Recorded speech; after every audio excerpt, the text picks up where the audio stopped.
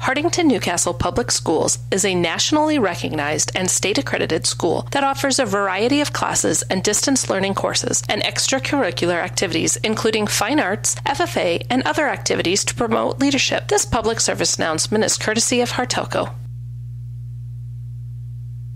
Anderson & Anderson Insurance is eager to serve Hartington and the Northeast Nebraska area. With offices in Hartington, Laurel, and Allen, they are an independent, trusted choice insurance agency. If you're in the market for auto, home, business, farm, or crop insurance, give us a call at 1-888-POLICY-9. Anderson & Anderson Insurance, where your protection is our policy.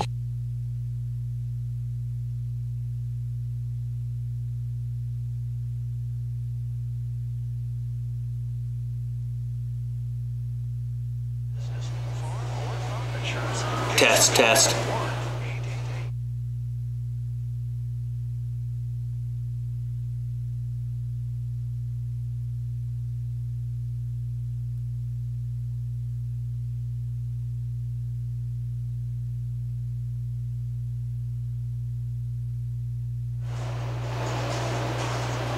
Test, test.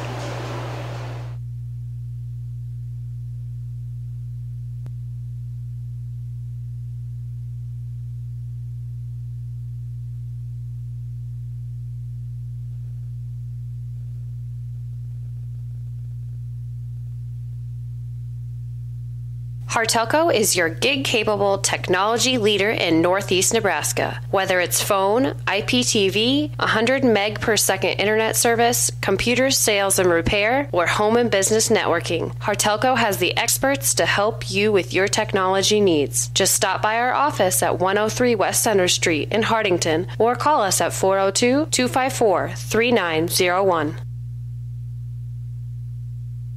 CL Electric of Coleridge carries a full line of Rinke pivot parts on hand and is ready to tune up your pivot wheel gearboxes, tower boxes, timers, contactors, and gun stars and switches.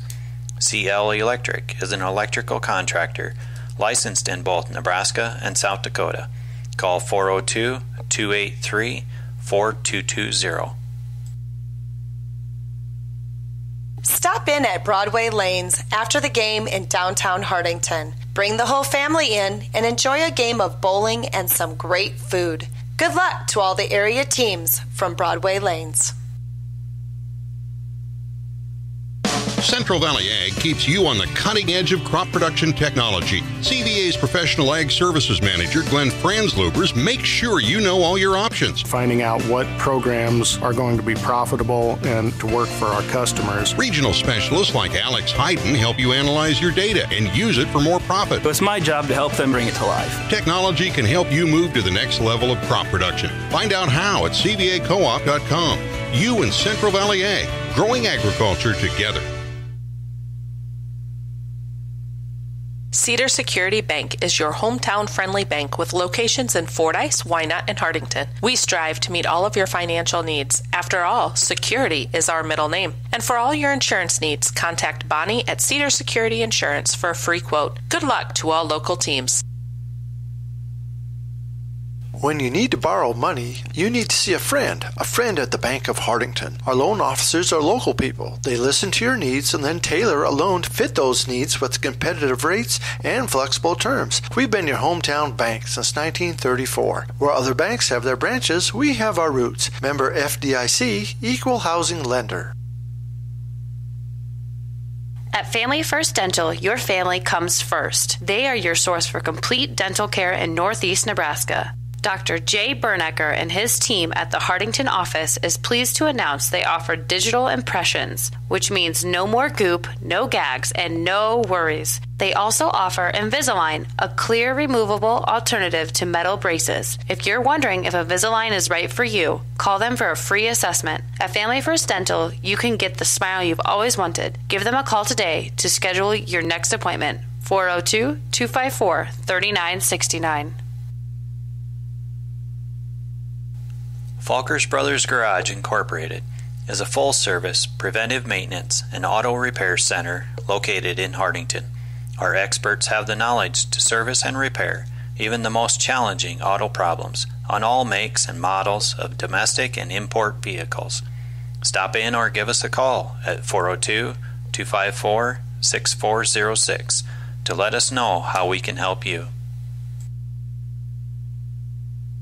Stop in at Faye's Furniture and Floor Covering for the best deals at any time of year for all your furniture needs, plus decorating, carpet, tile, and wood laminates. Stop by today for your free estimate at Faye's Furniture and Floor Covering on North Broadway in downtown Hartington, or call 402-254-6347.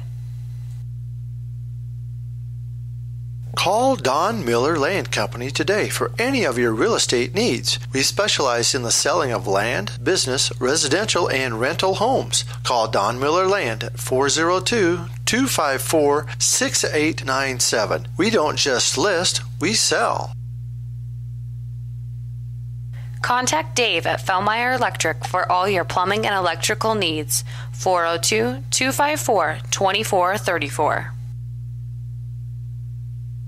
The Hartington Economic Development Corporation has lots for sale in the Hartington Industrial Park, both undeveloped lots and developed lots with infrastructure including water, sewer, electrical, and 100 meg per second fiber optic internet is available. Call 402-254-6357 for more information. Plus, watch for information regarding the upcoming 45th anniversary celebration of the Economic Development Corporation on Friday, November 16th in conjunction with Candlelight Christmas. This message is courtesy of Hartelco. Kaiser Ag and Irrigation is your local Zematic dealer. Call us today for all your pivot servicing, parts, and purchasing at 402-254-9557. Christensen Well and Irrigation is your professional in the water well industry with over 40 years of experience and knowledge. Christensen Well is also a TL Irrigation Systems dealer and can service and repair all kinds of pivots. Call Christensen Well and Irrigation today at 402-254-6809. For over 30 years, Hartington Tree is your one-source tree service and tree health care provider, servicing Northeast Nebraska and beyond. We are committed to tree preservation, offering expert tree pruning services, comprehensive plant health care programs, and are specialists at hazardous tree removal utilizing the latest and best equipment. Contact us today for an estimate. The Dirt Man, Bob Hymas of Hartington, offers excavating, trenching, dozer, and skid loader work. As a licensed electrician, he can also help with all of your demolition and site prep when cleaning off any site. The Dirt Man of Hartington has rig, will dig. Good luck to all teams. Grossenberg Implement sells all of the right, new, and used equipment, parts, and can service all of your growing needs in 6 great locations: Hartington, Bloomfield, and Wayne, Nebraska, and Winter, Pierre, and Phillips, South Dakota.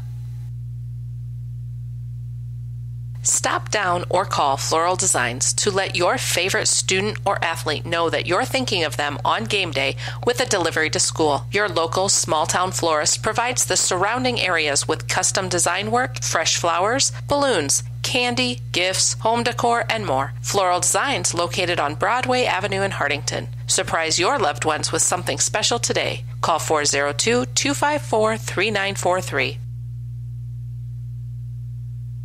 When it comes to all of your tax planning, tax preparation, bookkeeping, and payroll needs, Milbrass Seiler Bookkeeping and Tax Service has been the place to go.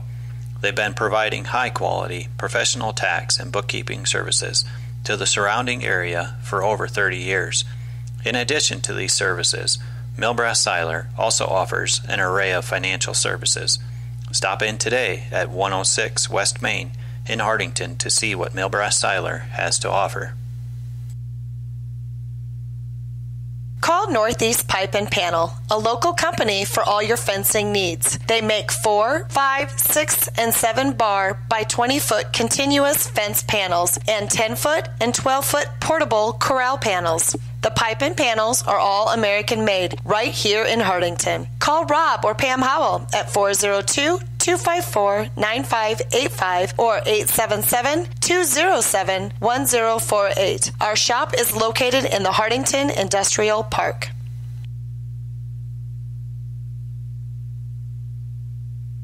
Give the guys at Hartington Feed and Chick a call for a competitive grain bid or to contract your corn for later delivery or for all of your livestock feeding needs. Hartington Feed and Chick has been the leader in animal nutrition since 1955. Just call 402-254-7449. See Northeast Ag Consulting for all your agronomic needs. Soil sampling, Elbon forage rye, common rye, soil zone creation, variable rate planning, fertilizer prescriptions, crop insurance, and Pioneer Seed. For more information, call 402-254-7483 or visit our website at northeastagconsulting.com. Local ag services for you. The Hartington Shopper, covering Northeast Nebraska for over 55 years, from Yankton to Laurel and from Osmond to Newcastle. The Hartington Shopper has you covered every week to every household. Good luck to all the area teams.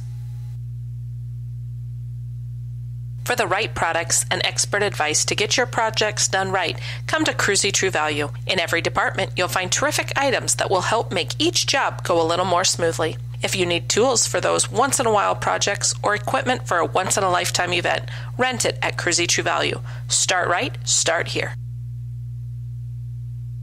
Your 24-hour fitness center, Reps, challenges you to commit to be fit. Stop by and check out the fitness equipment and our complete array of weight machines. Reps is now offering fitness and gymnastic classes. Call 402-254-2474 or 402-920-1026 or visit us at www.repsfitness.com.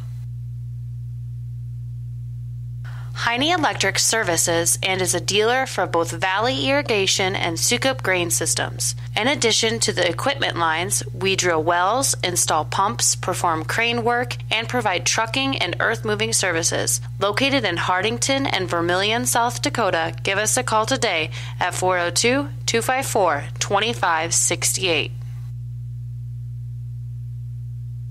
Plumbing and Electric Services of Hartington specializes in field tile and irrigation pipe installation, but can handle any plumbing or electrical job that you might have.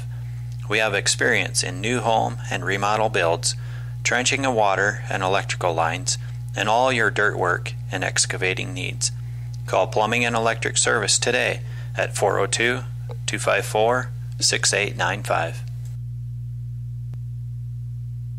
Call Northeast Grinding for custom hay and high moisture corn grinding. We have multiple grapple grinding units and an array of screen sizes with economical rates. Give Patrick a call for all of your grinding needs, 402-640-6160. Pizza Hut is a proud supporter of the schools. Ask about their weekly specials or dine in at Pizza Hut after the game. Mention this ad for 15% off of your order. Good luck to all area teams. For over 40 years, Town & Country Insurance has provided quality insurance products at a competitive rate while providing outstanding customer service. No matter what your insurance need, auto, home, farm, crop, commercial, or trucking, you're invited to stop in and see Frank, Carrie, or Ryan at 103 West Center Street in Hartington or give them a call at 402-254-9770. Take your bank with you wherever you go with mobile banking from Security Bank. Mobile banking offers you the ultimate and on-demand service, allowing access to your account information right from your phone. Pay your bills, pay back a friend, and now even deposit a check, all with the tap of a finger. Now that's my kind of bank. Check us out online at mysecbank.com. Security Bank, member FDIC. The cold and flu season is just around the corner. Stephen Drug has all your over-the-counter cold and flu remedies in stock, and they also fill your prescriptions in a convenient, friendly fashion. Stop by Stephen Drug, your full-service pharmacy at 214 North Broadway in Hartington. Subbat Contracting specializes in new residential and commercial construction, kitchen and bathroom remodeling, and additions and upgrades. Subbat Contracting is a bonded, insured, and registered contractor in Nebraska and South Dakota. Call Mitchell at 402-841-7441 to get started today. Top Crop is where you will find top quality Golden Harvest corn and soybeans. We also carry a wide variety of cover crops, pasture and lawn grasses, small grains, and CRP mixes. Top quality product and service from seed to harvest. Call Glenn Taney at 402-841-5599. Wentz and Ray Funeral Homes, located in Hartington, Coleridge, Laurel, Crofton, and Yankton, is proud to have served our area for over 116 years. Good luck to all the area teams. Hartington Newcastle Public Schools is a nationally recognized and state-accredited school that offers a variety of classes and distance learning courses and extracurricular activities, including fine arts, FFA, and other activities to promote leadership. This public service announcement is courtesy of Hartelco. Anderson & Anderson Insurance is eager to serve Hartington and the Northeast Nebraska area. With offices in Hartington, Laurel, and Allen, they are an independent, trusted choice insurance agency. If you're in the market for auto, home, business, farm, or crop insurance, give us a call at 1-888-POLICY-9. Anderson & Anderson Insurance, where your protection is our policy. Hartelco is your gig-capable technology leader in Northeast Nebraska. Whether it's phone, IPTV, 100 meg per second internet service, computer sales and repair, or home and business networking, Hartelco has the experts to help you with your technology needs. Just stop by our office at 103 West Center Street in Hartington or call us at 402-254-3901. CL Electric of Coleridge carries a full line of Rinky pivot parts on hand and is ready to tune up your pivot wheel gearboxes, tower boxes, timers, contactors, and gun stars and switches.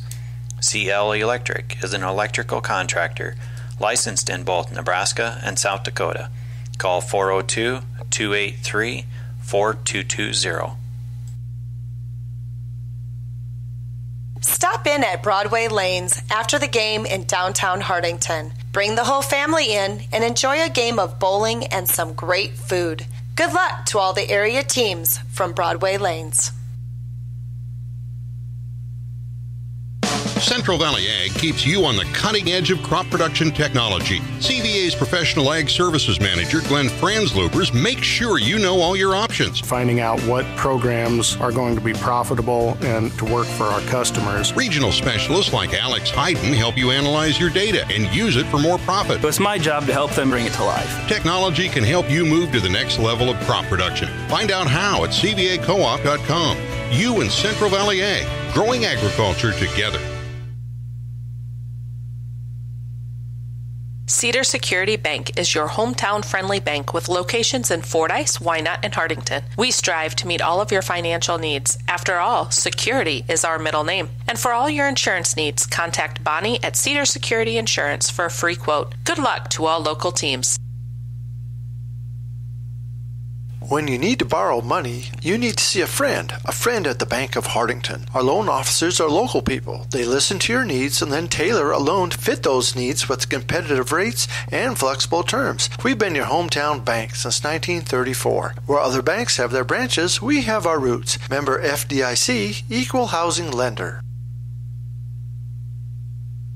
At Family First Dental, your family comes first. They are your source for complete dental care in Northeast Nebraska. Dr. Jay Bernecker and his team at the Hartington office is pleased to announce they offer digital impressions, which means no more goop, no gags, and no worries. They also offer Invisalign, a clear removable alternative to metal braces. If you're wondering if Invisalign is right for you, call them for a free assessment. At Family First Dental, you can get the smile you've always wanted. Give them a call today to schedule your next appointment. 402-254-3969.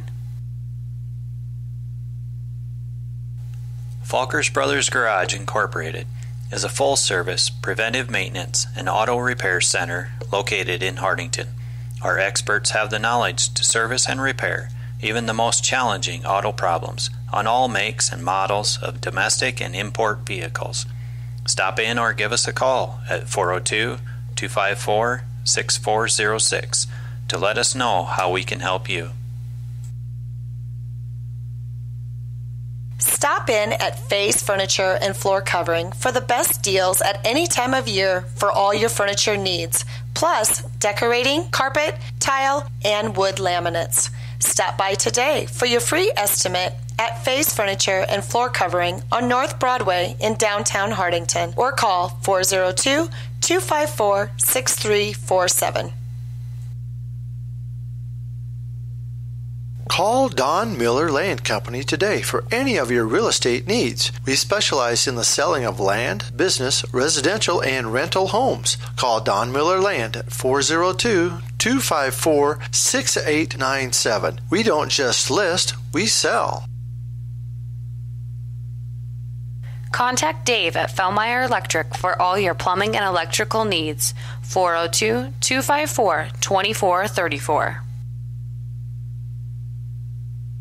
The Hartington Economic Development Corporation has lots for sale in the Hartington Industrial Park. Both undeveloped lots and developed lots with infrastructure including water, sewer, electrical, and 100 meg per second fiber optic internet is available. Call 402-254-6357 for more information. Plus, watch for information regarding the upcoming 45th anniversary celebration of the Economic Development Corporation on Friday, November 16th in conjunction with Candlelight Christmas. This message is courtesy of Hartelco.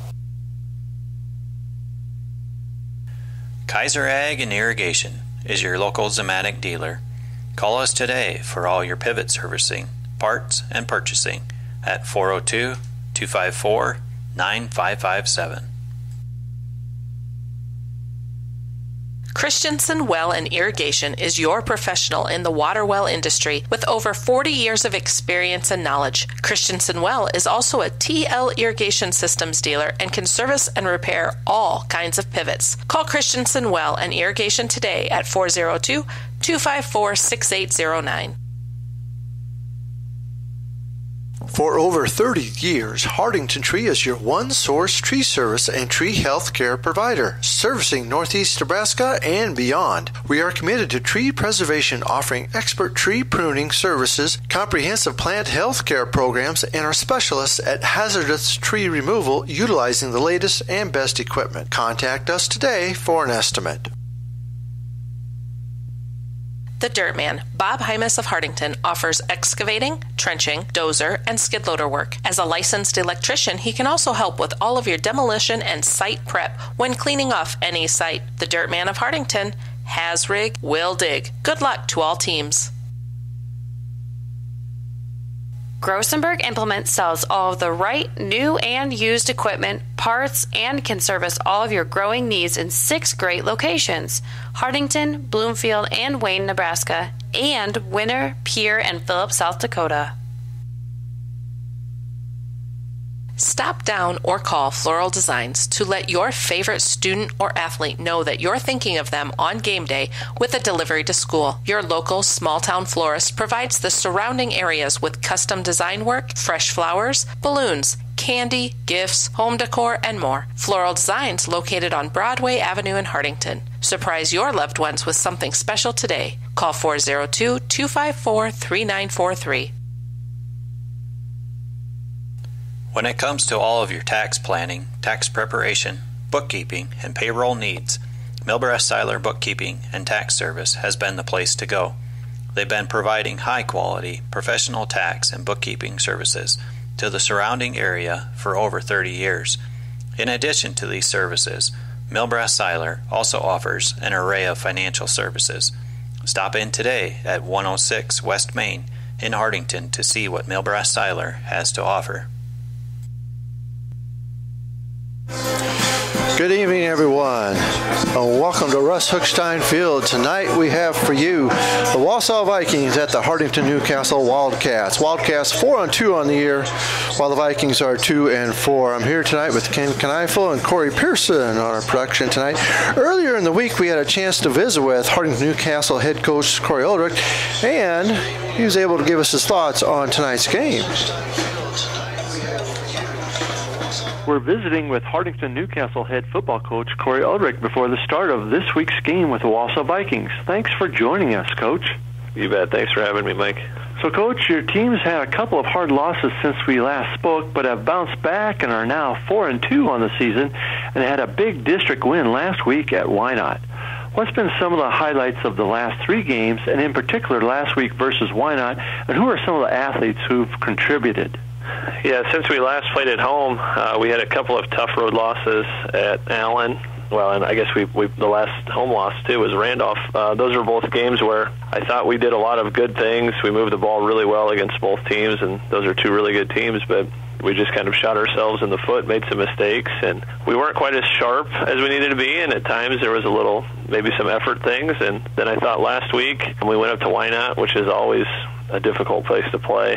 We really fired on all cylinders. Late in the third quarter, we were up 25-0, and I thought we were playing maybe as well as we had played all year. They did make a little bit of a pushback on us and made it close in the end, but over those 3 weeks, I mean, I would probably point the biggest improvement or the biggest thing that I've seen our football team grow in an area is our offensive line has just continued to get better and better and better. They're not big, but they play hard. Blocking assignments have been an issue early, but we're starting to figure things out. And when you have the kind of kids we have behind them, the athletes, your Lincoln, Turner, Ethan, Kobe, Shea, those are really good athletes. Once those linemen start playing well, we could be a lot more dangerous. And so that's probably where we've seen the most growth in the last 3 weeks is up front.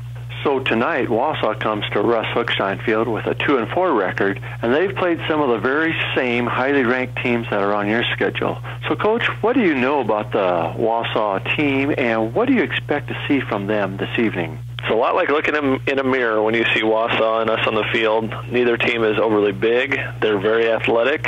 They have what I would consider to be one of the best players in Class D2 in their quarterback, Gatlin Heggie, a guy that does it all for him. He's thrown for over 1,000 yards already. He's rushed for about 700 yards. The ball is going to be in his hands a lot, and he's got three receivers that are very good football players.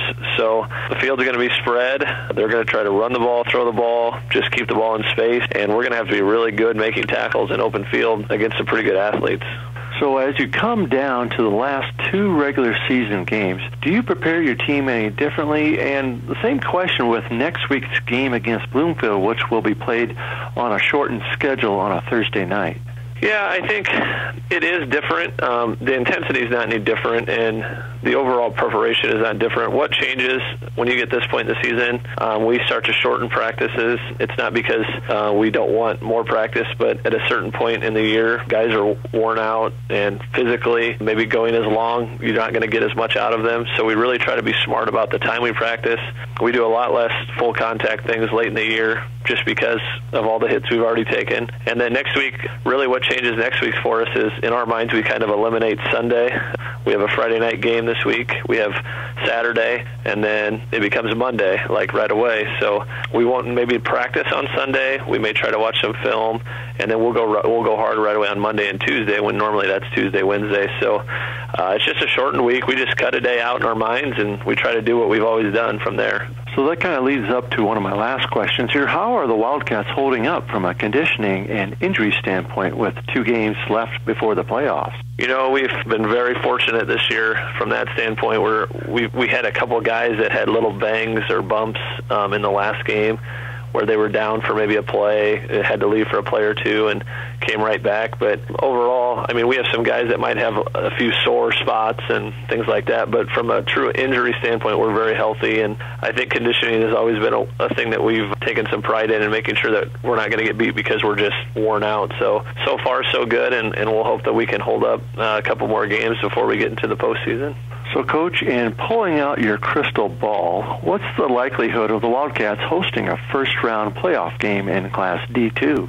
Oh, Mike, you know how much I like these questions, the 2 week ahead of time questions, but I haven't looked at it as much as maybe in years past. I'm trying to focus more on just the now and really doing it. But from what some people have told me, we would maybe have an outside chance if we won one of the next two. If we would win both, I think there's a high likelihood we're hosting. So obviously we want to win this week, and then we'll look at next week, and we want to win next week. But if we could find a way to get two, I would think we're at home for sure. If we get one of the two, then things get a little more hairy, and then you just see what happens with other teams. So that's kind of where we're at right now. Well, thanks again for joining us, Coach, and good luck to both you and the Wildcats tonight. Thank you, Mike. Again, that's Corey Odrick, head football coach for the Hartington Newcastle Wildcats, with his thoughts on tonight's game.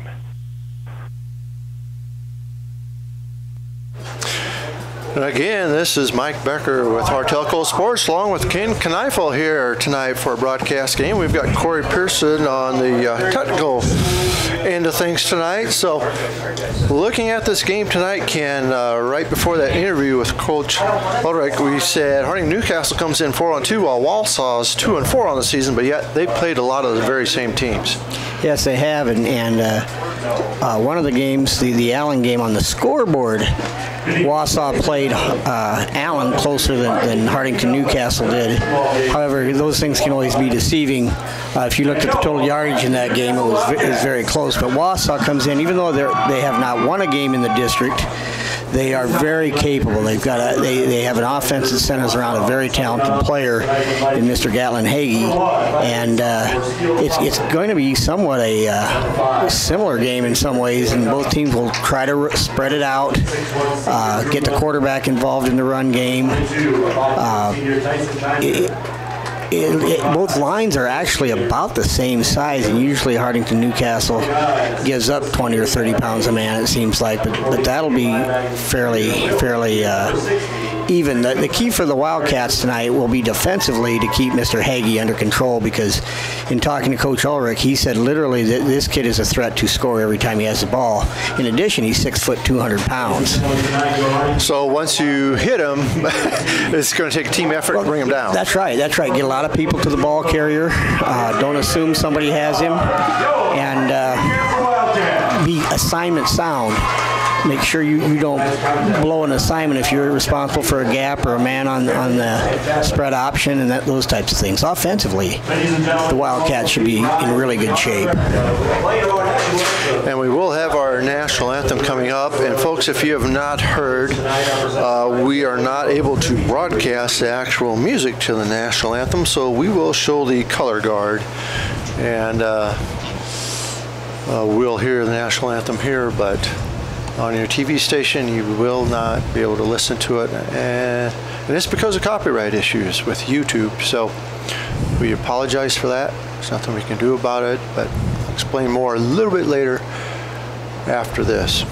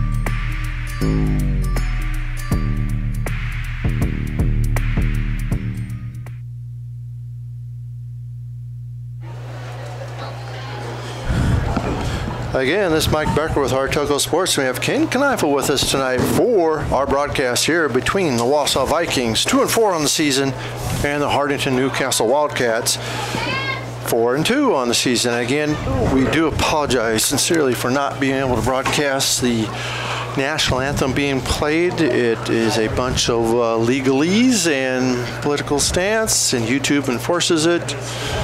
I don't agree with it whatsoever.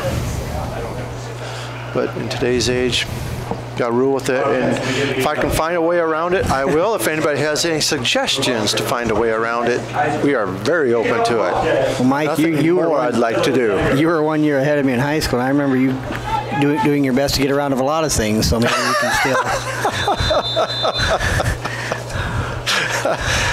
I tend to forget those days on purpose. They're getting a long way in the rearview mirror anymore.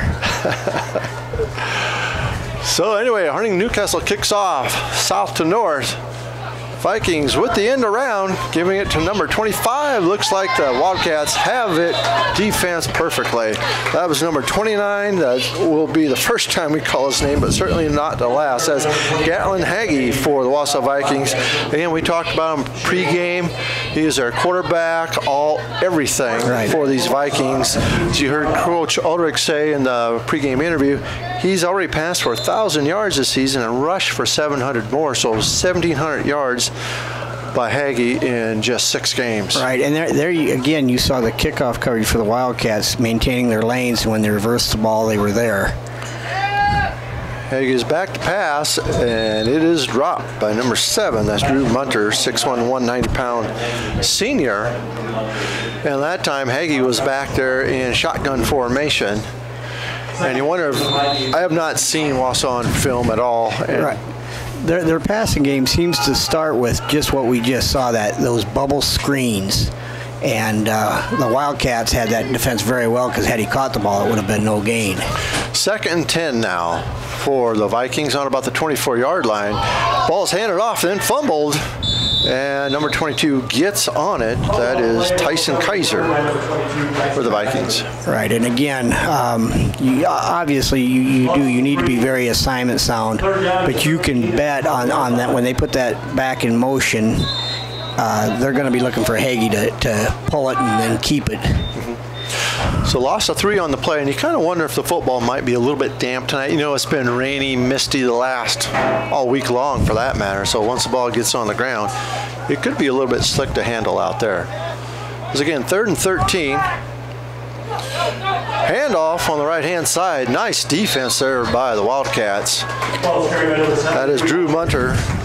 Short gain on the play, but it will be 4th down and a long 7, we'll call it, for the Vikings. The Vikings are missing tonight one of their better offensive players and defensive players, for that matter, Ethan Bowie, a 6', 170-pound player, and as you know, and our listeners know, depth at for a lot of these teams is an issue right now. Hagee is back in punt formation, and you have to watch too for a fake punt. Obviously not on this part of the field, but nice kick and fielded, and going to be brought down right away. That's Ethan Cook, I believe. I believe it was Kobe Hyman. Oh wait, Kobe Hyman. Wrong number there. Now, I was going to say, offensively, I don't think you're going to see the Wildcats do a lot of things that they haven't done all year. They'll run the jet sweep, they'll have the quarterback run. But one thing Wausa has struggled some in is in the pass defense, and the Wildcats will bring in one of the more talented receivers in Lincoln McPhillips, as well as Turner Corthan and Kobe Heitman are all legitimate threats. So receivers left and right, handoff up the middle. That is going to be Ethan Cook. Of course, Shea Morton is the quarterback for the Wildcats. I want to mention their head coach again is Corey Ulrich. Assistant coach are Bull Benson, Levi Hilker, Cody Stoppard, and Rob Morton. For Wausa, head coach is Adrian Alonzo,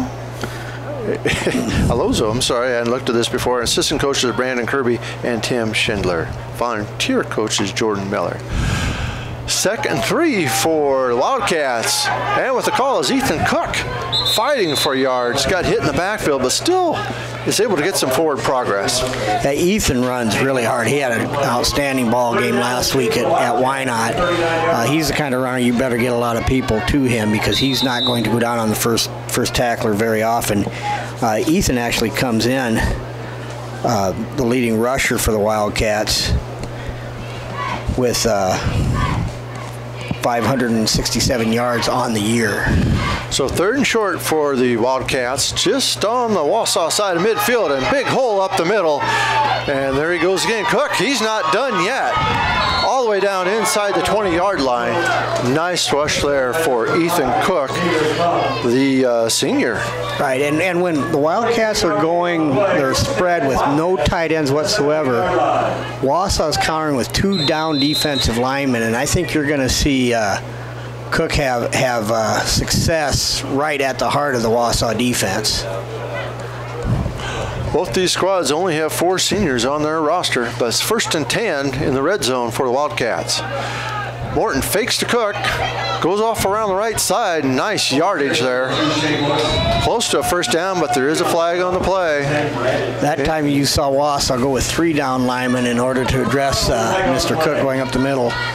Shea Morton's a very capable runner. He's not run a lot this year. He's very, very capable, but we'll see what the penalty is. Block in the back on the Wildcats, so that will negate the play and back them up, I believe, 10-yard penalty. Right. And I'll be deferring to you for the penalties as an ex-coach, you know. Yeah.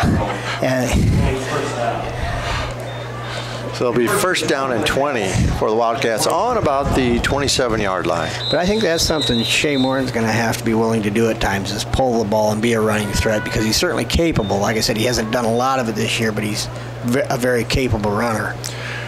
Twin receivers out to the right, one to the left. Fake handoff, pass over the middle, and wide open is number 17 for a touchdown, Wildcats. All right, we alluded to that too just a few minutes ago, that Wausa does seem to be vulnerable in the air. They seem to struggle in that area. And again, you get the running game established, to play action to Cook, and like you said, Korth was fairly open. Turner Korth on the reception for the score. 8:28 remaining in our first quarter. And the extra point attempt by Dylan Denninger is now on its way up.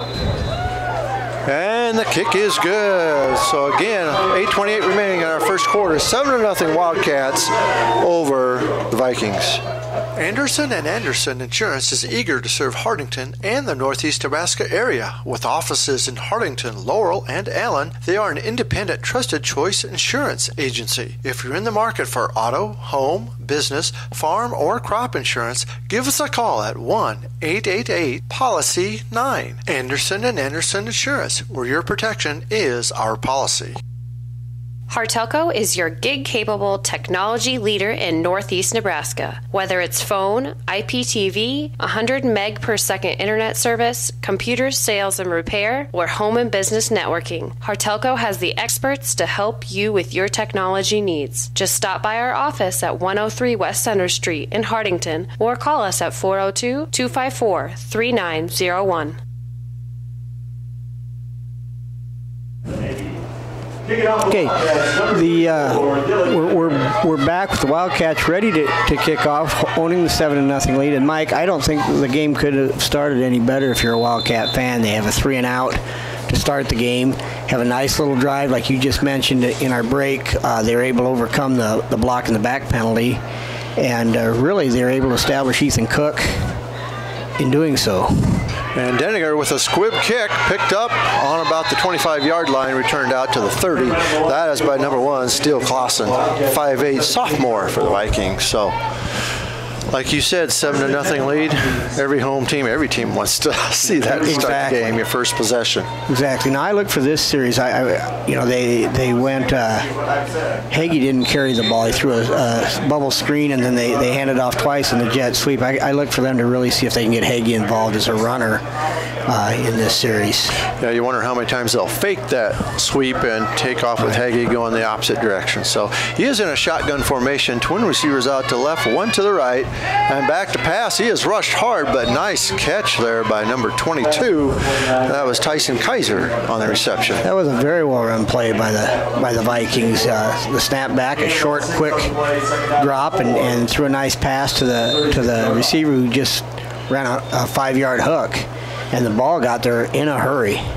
And he had big pressure coming on him too, so he had to get rid of it in a hurry, like I said. So I'll bring up second and a short 5 for the Vikings on about the 36-yard line. 2 receivers out left again, 1 to the right, same formation as last time. And quarterback keeper coming around the right-hand side. Short yardage there. He is hit by a couple Wildcats. Number 17, Turner Korth, and number 20, that's Morgan Cook. Yeah, that was a run by Hagee that kind of demonstrated that he's not just a speed back. He's 6 foot 200 pounds, and you've got to square up on him, wrap, and then have your friends come and help you. Yeah, if you're an undersized defensive back, you've got your hands full tackling. Most certainly. This guy. Fake handoff, and up the middle goes Hagee. Nice yardage for a first down. Gets across midfield. You're going to mark it down at the 35-yard line. So gain of about 7 yards on the play or so.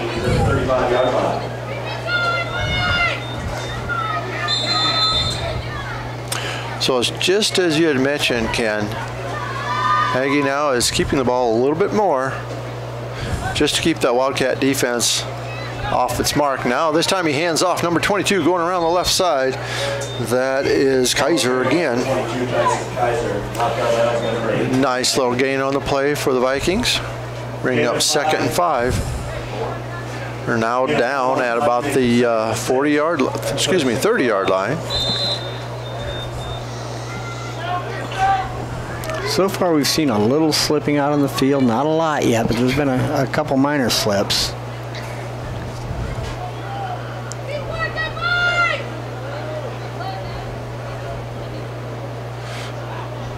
Receivers out left and right, and fake, and Hagee with the ball, and he gets tackled down for no gain. Good defense there on the right side of the Wildcat defense. And again, you're going to see a lot of defensive attention focused on Mr. Hagee tonight. I'm sure they'll always have at least one person watching him, if not 2. I think that's exactly right. At least 1, if not 2. So it'll be 3rd and 6 for the Vikings. And a little pass out there, and it is dropped. Oh, right in his hands. Like there's another instance of maybe the ball could have been a little bit wet. Right, a little bit. And again, that's another bubble screen. That seems to be the kind of the core of their passing game. But if you start jumping those, Wausa will fake that and go deep. So it is 4th down, and we'll call it 6. And of course, this 4-down territory here on the Wildcat side of the field. Right, because I think Wausa realizes they're going to have to score some points tonight. So 3 receivers split out to the right, 1 to the left. In motion goes Kaiser.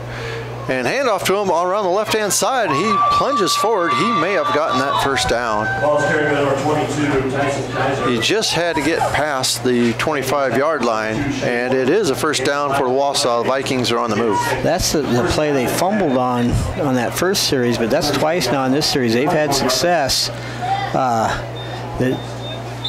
You saw there the defensive end kind of came down on Hagee a little bit, but he'd given it.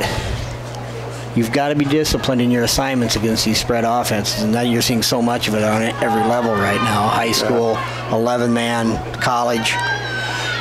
Same formation as last time. 3 receivers to the right, 1 to the left, and they're going deep. And nice catch inside the 10 at the 5-yard line. That is Drew Munter with the reception, the 6'1" senior for the Vikings. That was a nice play design by Wausa. They had the bubble screen set up on the right. They faked that. And really an 8-man, you can get one-on-one coverage practically anytime you want it by design, and that's what it was. Lincoln McPhillips had him man-to-man, and Lincoln's a very good corner. It's just hard. Good ball. Munter able to just get one step on him, and quarterback Hagee put it right where it needed to be. Hagee with the keeper now on the left-hand side, and he is brought down. Turner, of course, had his number there. That was a great tackle by Turner, and if he doesn't make that tackle, Hagee's probably in the end zone right now. So they do have the ball inside the 5 at the 4-yard line now. So we'll call it a gain of 1 on the play, but still 2nd and goal for the Vikings.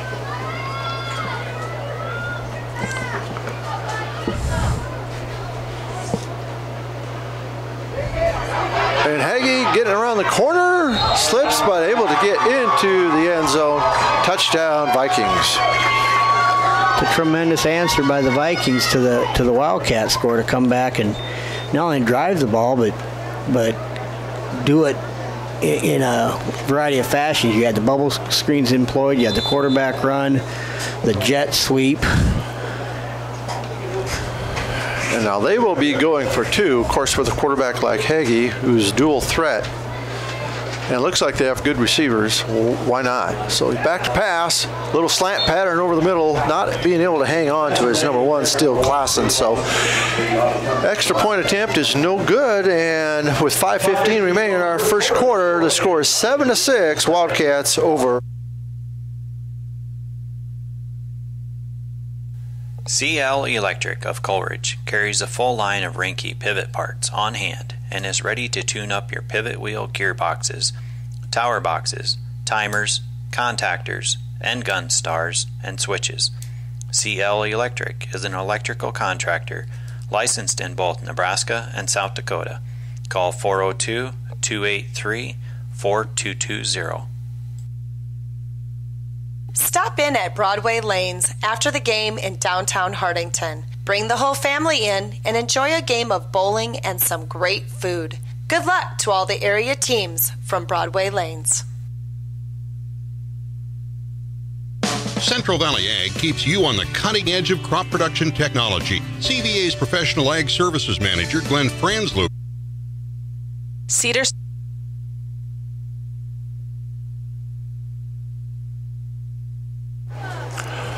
So again, welcome back to Russ Hookstein Field. Mike Becker with Ken Kneifel and Corey Pearson on camera tonight. Thanks for all your work tonight, Corey. Appreciate it very much.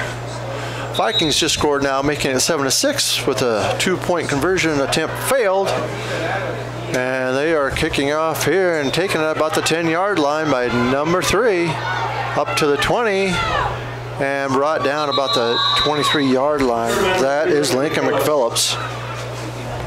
Making the stop for the Vikings was number 41, Wyatt Hobby. Again, the Wildcats, they opened their season with 3 wins over Chambers Wheeler, Central Ewing, over Niobrara Verdigris, and Winside. Then they dropped 2 contests to Randolph, 5-1 on the season, and Allen also 5-1. Last week they bounced back with a big 25-20 win over the Wynot Blue Devils. Had a nice lead going into the 4th quarter and were able to hold on.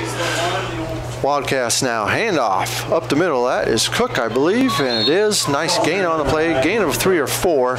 Be 2nd down. Right. Ethan last week at Wynot just ran like a man possessed. It took 2-3 guys to get him down a lot. He does a tremendous job of keeping his legs moving. You've got to get his legs wrapped up and hold on if you're going to have any success with him whatsoever. And that's what a good back does. They keep their legs churning because a lot of times the defensive linemen will, give up a little bit and they'll keep running. So, again, up the middle. That is Cook up to the 30-yard line. Again, when the Wildcats have the 2 guards in center, the Vikings are countering with the 2 down linemen, and they both look like they're in the A gap on each side of the center, trying to take Cook away from going up the middle. So we'll call it 3rd and 3. You need to get up to about the 38-yard line. Right, that was a gain of 3 by Cook on that play. So on this series, Wildcats just grinding it out. Back to pass is Morton going deep. Oh, Oh, just overshoots McPhillips. Had a step on his defender. That'll bring up 4th down and 3 for the Wildcats. That's the play. You give Wausa credit. They had it scouted. But again, I would almost look for the Wildcats to come back to that, because Kobe Heitman has a really nice matchup as he comes out of the backfield. He had a couple steps on his. Last time we seen Heitman here at Russ Hookstein Field, he had a great night. I believe ran for 3 scores. And punt is blocked, falling down about the 10-yard line, and on it is Wausa, number 22, with the recovery. That is Kaiser. So big play on defense there for the Wausa Vikings, and momentum has shifted. Yeah, most definitely. First and goal for the Vikings on the 8-yard line. I couldn't quite see who came up with that punt block. Could have been Hagee. I'm not sure. There were a couple of them in there. But Kaiser on the recovery. And the Vikings are in business inside the 10 of the Wildcats. We'll call it at the 9-yard line, closer maybe to the 8. So first and goal for the Vikings. And fake, and Hagee with the carry gets up to the 5-yard line. We'll bring up second goal. You know, Hagee and Turner Korth, who comes in as the Wildcats' leading tackler, I've got to believe those two are going to know each other real well by the end of the night. Yeah, I believe he's a Wildcat defender that is shadowing every move that Hagee makes. And Turner is no small guy as well. No, he's 175 pounds. Very strong young man. Probably around 6 foot, I imagine. Fake pass. Oh, and wide open in the end zone is number 21, Dawson Terrell. And that's what we were talking about, Mike, earlier. With those bubble screens, that's somewhat the staple of the Viking passing game. If you jump that, they'll pump fake it and take it downfield. And even though that wasn't tremendous, downfield from the standpoint of the back of the end zone was only about 15 yards away, all the Wildcats jumped the bubble screen and left him wide open. So the Vikings take the lead here on a blocked punt and able to convert just a few plays into the series there. It's first and goal, and on the 2-point conversion, Hagee goes into the end zone. And they make the score 14 to 7. The Vikings over the Wildcats here with 3:05 remaining in our first quarter. Cedar Security Bank is your hometown-friendly bank with locations in Fordyce, Wynot, and Hartington. We strive to meet all of your financial needs. After all, security is our middle name. And for all your insurance needs, contact Bonnie at Cedar Security Insurance for a free quote. Good luck to all local teams. When you need to borrow money, you need to see a friend at the Bank of Hartington. Our loan officers are local people. They listen to your needs and then tailor a loan to fit those needs with competitive rates and flexible terms. We've been your hometown bank since 1934. Where other banks have their branches, we have our roots. Member FDIC, Equal Housing Lender. And back with you here at Russ Hookstein Field. The Vikings block a punt, recover inside the 10-yard line, and are able to score just a few plays later. So they now have taken the lead over the Wildcats 14 to 7 with 3:05 remaining in our first quarter. And Ken, during the break, you had reminded me we've got some great halftime entertainment coming up. I don't know if you call it entertainment, but yeah, we'll be visiting at halftime with Mandy Hookstein, the head coach of the boys and girls cross-country team that's a co-op between Hartington, Newcastle, and Cedar Catholic. McPhillips on the return goes to the far side of the field, gets good yardage, gets about 12 yards on the return or so. That'll be first and 10 on about the 26-yard line for the Wildcats. We'll call it the 27. And Mandy's going to talk a little bit about how the season's gone. It's fairly exciting in that we've got several qualifiers for the state cross-country meet next week in Kearney. Now, Mike, on this series, the Wildcats have worked hard trying to establish Ethan Cook straight ahead. You wonder if they won't go outside now to Kobe Heitman, get Turner Korth involved in the running game a little bit. And coming around the end is Cook, and he is met hard in the along the sidelines. That is Kaiser coming up. We might call it a gain of half a yard, possibly.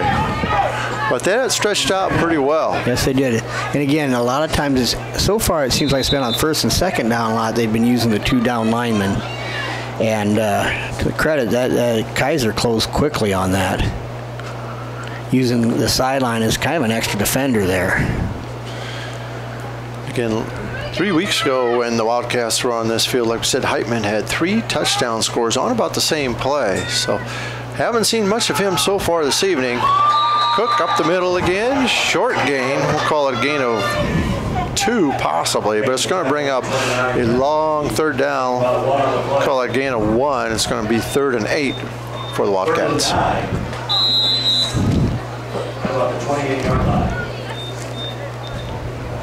And again, the Wildcats generally are going to look for Lincoln McPhillips, but Turner Korth is right behind Lincoln in receptions, yardage. Kobe Heitman. They've got Shea Morton at quarterback's got a number of options to choose from. Back to pass is Morton, and wide open is not McPhillips. Turner Korth. Yeah. And he was wide open on appeared to be a crossing route. Tyson Kaiser. Gain of 34 on the play. 1st and 10 for the Wildcats at the 24-yard line. Yeah, that was a blown coverage. Absolutely nobody went with Turner as he came across on the crossing route. Ball's on the 34-yard line, so Wildcats marching down the field. One big play here. And off to Cook, going off the right side. He's still on his feet, down to close to the 20-yard line. Nice gain on the play. Yeah, nice hole opened up on the right side of the line by the Wildcat that time. And the Vikings were fortunate. They were able to get Ethan going sideways a little bit. And if you're going to defend him, if you can get him going sideways, you've got a much better chance than you do once he gets his shoulders squared and upfield. So we'll call it 2nd down on a long 5. Morton, the quarterback, and hands off to Cook again. Same play off the right-hand side. Able to get the 1st down on about the 12-yard line.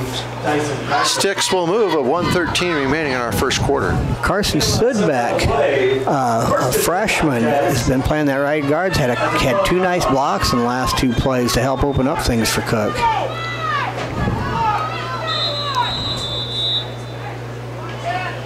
So again, on about the 12-yard line, Wildcats are marching down the field. They trail 14-7 here.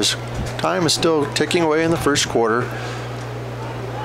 And off to Cook again. Gets inside the 10, and he is brought down by number 5. That's Taylor Cumm, a 5'10 junior for the Vikings. And the Wildcats have found something over on that right side with Cook. Again, Carson Sudbeck's at the right guard there. Dylan Denninger at center. And from our angle here in the press box, Cook gets a handoff, cuts at a slant to the right side, and he looks like he's wide open. But Wausa able to close quickly and hold him to short gains at least. Right, Wausa's been running to the football really, really well. I wonder if it's not time for a little screen.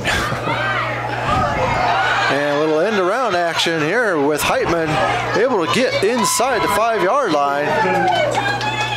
Close to a 1st down. I believe it's going to be short. Again, Wausa did a nice job defensively there. They just couldn't make the tackle, but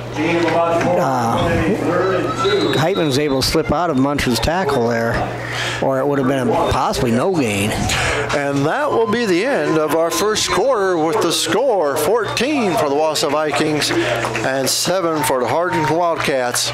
We'll have a big 3rd down when we come back from our break inside the 5-yard line. At Family First Dental, your family comes first. They are your source for complete dental care in Northeast Nebraska. Dr. Jay Bernecker and his team at the Hartington office is pleased to announce they offer digital impressions, which means no more goop, no gags, and no worries. They also offer Invisalign, a clear removable alternative to metal braces. If you're wondering if Invisalign is right for you, call them for a free assessment. At Family First Dental, you can get the smile you've always wanted. Give them a call today to schedule your next appointment. 402-254-3969. Falkers Brothers Garage Incorporated is a full-service preventive maintenance and auto repair center located in Hartington. Our experts have the knowledge to service and repair even the most challenging auto problems on all makes and models of domestic and import vehicles. Stop in or give us a call at 402-254-6406 to let us know how we can help you. Okay, we're back to start the second quarter. We've got a 14-7 Wausa Viking lead, but the Wildcats are knocking at the door at what appears to be about the 4-yard line. They might get a first down inside the 2 yet. And we'll call it 3rd down and 2. So Morton, shotgun formation, back to pass, wide open is Heitman, number 8, with the touchdown catch. Nice play there coming out of the break. Right, you can see where Wausa was loaded up against Ethan Cook on a 3rd and 2, and Morton does a really nice job in his ball handling. Made a nice play fake, and again, you've got to be so sound with your eyes and have eye discipline to where if you've got an assignment, that's what you take, and if it breaks down elsewhere, that's not on you. But if you catch yourself looking in the backfield with either one of these teams, it looks like you're going to pay the price. The extra point, Mike, though, is missed, so the Vikings do maintain a 14-13 lead. Stop in at Faye's Furniture and Floor Covering for the best deals at any time of year for all your furniture needs, plus decorating, carpet, tile, and wood laminates. Stop by today for your free estimate at Faye's Furniture and Floor Covering on North Broadway in downtown Hartington, or call 402-254-6347. Call Don Miller Land Company today for any of your real estate needs. We specialize in the selling of land, business, residential, and rental homes. Call Don Miller Land at 402-254-6897. We don't just list, we sell. Contact Dave at Fellmeyer Electric for all your plumbing and electrical needs. 402-254-2434. 11:55 left in the second quarter. We've got a 14-13 game with the Wausa Vikings in the lead. Mike, this is going to be a game, I think, where there's going to be a lot of pressure on the offenses to score almost every time they have it. Your mistakes are going to have to be to a minimum because this final score looks like it's going to be somewhere in the 40s. You've got a lot of firepower on both sides. If you're an offensive-minded person, you're going to love this game. And again, Mike, we'd like to mention at halftime we're going to be talking to Mandy Hochstein, coach of the Hartington Newcastle Cedar Catholic cross-country team. And Hagee picks it up on about the 20-yard line, going across the 25 and the 30, still on his feet, and he is brought down on about the 33-yard line. And to that end with the cross-country, Mike, we'd like to congratulate Sarah Reifenrath, Sarah Burbach, Dagan Jokimson, and Braden Cottle for all medaling at yesterday's cross-country meet in Albion, and all 4 of those young people will qualify for the state cross-country meet in Kearney. And we, again, will have Mandy Hochstein, the coach, here at halftime to talk about. So good show there yesterday in district action down there at Boone Central. Back here now, again, we've got somewhat what we expected, a competitive game so far.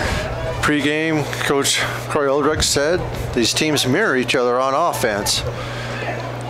And nice pass. Ball is nice. Break up there by number 3, Lincoln McPhillips. Good coverage. Right. They again, pump faked the bubble screen and went deep. And again, Lincoln's very disciplined. He's got his assignment. He played his assignment. That's what you've got to do against these spread offenses. You can't get caught looking where you shouldn't.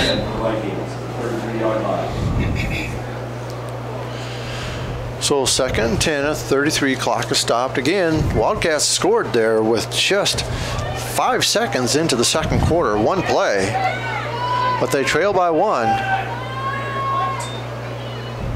Wausa pitch to the back, coming out of the backfield. Nice gain on the play, just past midfield. That was really nice play design there. They have Munter in the slot, and they bring him back towards the quarterback. Then they come back to the original place again, run the option, and there's no one there on the pitch man. So we're going to call it 3rd and 3 on about the 39.5-yard line of the Wildcats. Vikings with possession. Same play off on the right-hand side. That's Kaiser, and he's going to be dragged down for a loss on the play. A loss of 2. That'll bring up 4th down and 5. Yeah, they run the same play, but to the opposite side. Morgan Cook makes a nice play getting off his block and getting into the pitch man. Loss of 2 on the play. 4th down and 4 at the 39-yard line. Big play here. So you wonder if it's 4-down territory or not. Now you're on your own side of the 50. I got to believe they're probably going to kick it. Back to receive. I can't get a number. That might be McPhillips back there on about the 10-yard line. Now he rushes up. And he goes back. You've got Hagee back there as a punter, and he could also fake it too at this point. There really are. There's a lot of pressure really on a lot of these decisions these coaches are going to have to make in situations just like this, because you're going to have to score points. So it's flag on the play, going to be delay a game. So when either one of these coaches punt tonight, it's going to be begrudgingly. They're not going to want to. Heitman's going to go deep now. Correction on the play. There was an illegal substitution call, not delay a game, but Hagee is back to punt the ball away on about his 24-yard line. It's a nice boot. Back there's Heitman, fields it at the 11, 15, 20, nice move, 25, 30, he might have an opening, 35, 40, Vikings are back there, and they bring him down on about the 33-yard line. Nice return there by Heitman. Tremendous return. Little stop and go, a couple nice fakes. A lot of that was Kobe Heitman, had some nice blocks initially. First and 10 Wildcats at the 33-yard line. He's an exciting player and only a sophomore. So 1st and 10 for Wildcats on the Viking 33-yard line. And flags on the play. False start. That'll be on the Wildcats. I'll back them up 5 yards. 1st and 15. Yeah, we've seen the Wildcats have some success in the air, and again, the Vikings have had some problems in their pass defense. And, it's somewhat pick your poison. If you play too heavy pass defense, you're going to get a steady dose of Ethan Cook. That's right. And we haven't seen too many keepers tonight by Shea Morton yet. No, and he's a threat. I mean, Wildcats have a lot of threats. Offensively, their skill players are tremendous. Shotgun formation. Morton keeps it. Able to get a couple yards on the play, up to about the 35. And he's a capable runner, and you've got to pull it a few times to keep him honest, because they're going to be focused on Cook on that dive play. We haven't seen a lot of Kobe Heitman going wide yet. And you wonder if that's because the field might be a little bit slippery, or they worried about being able to get around the corner. But it's going to be 2nd, we'll call it 13. Again, Morton back to pass. He gets rushed now. He keeps it. Nice move. Gets up there. A 1st down. Gets out of bounds.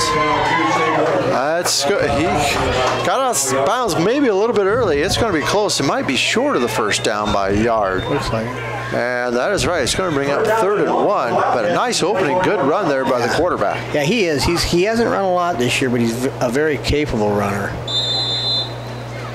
And he will be back next year as well. Both of these teams only have 4 seniors on their roster. Of course, smaller rosters, so 4 is quite a few in 8-man. Right, exactly, yeah, very much so.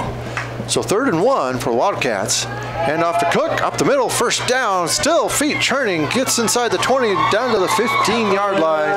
Well, he'll be brought down and the chains will advance. With the Vikings going 2 down linemen probably about 2/3 the time so far. Those 2 down linemen are Jared Anderson, a 6', 200-pound freshman, and Steele Clausen, a 5', 8-inch, 145-pound sophomore. So they're very young there. So 1st and 10 just inside the 15-yard line. Again, Morton shotgun formation. Hand off to Cook on the right-hand side. Got a big opening down inside the 5. Does he get in there? No, just inside the goal line. Well, if you're a defensive back, Mike, that's the last thing you want to see is Ethan Cook come up the middle, full speed. Credit the Wildcat line there. The ball is going to be about a foot outside the goal line, so first and goal for the Wildcats here. I'll be surprised if it goes anywhere other than Ethan Cook on this carry. Whoa, and he is blown up in the backfield. Morton keeps the ball. Wausa defense rises to the occasion. A blitz there was Hagee coming through, and he hit him on the exchange. Morton able to stay up, keep his footing as Cook was tackled, and then the Vikings able to string it out on the right-hand side. Loss of play all the way back to the 8 or 9 yard line. Yeah, Cook Hagee came through completely clean. So just when you think Wildcats are going to have an easy touchdown, big defensive play there by the Vikings, and they're backed up. Still second goal now from the 9 yard line. Morton shotgun formation. Rolls to the right, throws it up deep. Touchdown, Lincoln McPhillips. Nice rollout by Morton, nice touch on the ball. Really, Shea Morton did a nice job there of, even though he was under pressure, he kept his eyes up and found McPhillips. And that's not the worst thing you can do is when you're under pressure is find Lincoln McPhillips. He's a very talented receiver. He had a big ball game last week at Why Not also. But I thought Morton did a really nice job of, like I said, keeping his eyes up, keeping his composure. So Wildcats break into the lead here with 7:44 remaining in our first half. 19-14 with the extra point attempt coming up. They're going to go for 2 here. Morton with shotgun formation with Cook there, and flags on the play. Illegal procedure. They're going to back him up 5 yards, so that'll be a long extra point attempt, but that's exactly what the Wildcats had there before that touchdown. They were backed up to the 9 yard line, and Morton was able to roll out and hit McPhillips in the corner of the end zone for the touchdown. So now in this extra point conversion, the ball's going to be 9 yards away, or 8 yards, excuse me, because it's marked onto 3, 5 yard penalty. Ken, I hope you weren't a math teacher. No, God, no. Here we go. Morton scrambles around, throws it into the end zone, overthrows McPhillips, and pass is no good, but still, Wildcats come out ahead here in the second quarter now. 19-14, 7:44 remaining in our first half.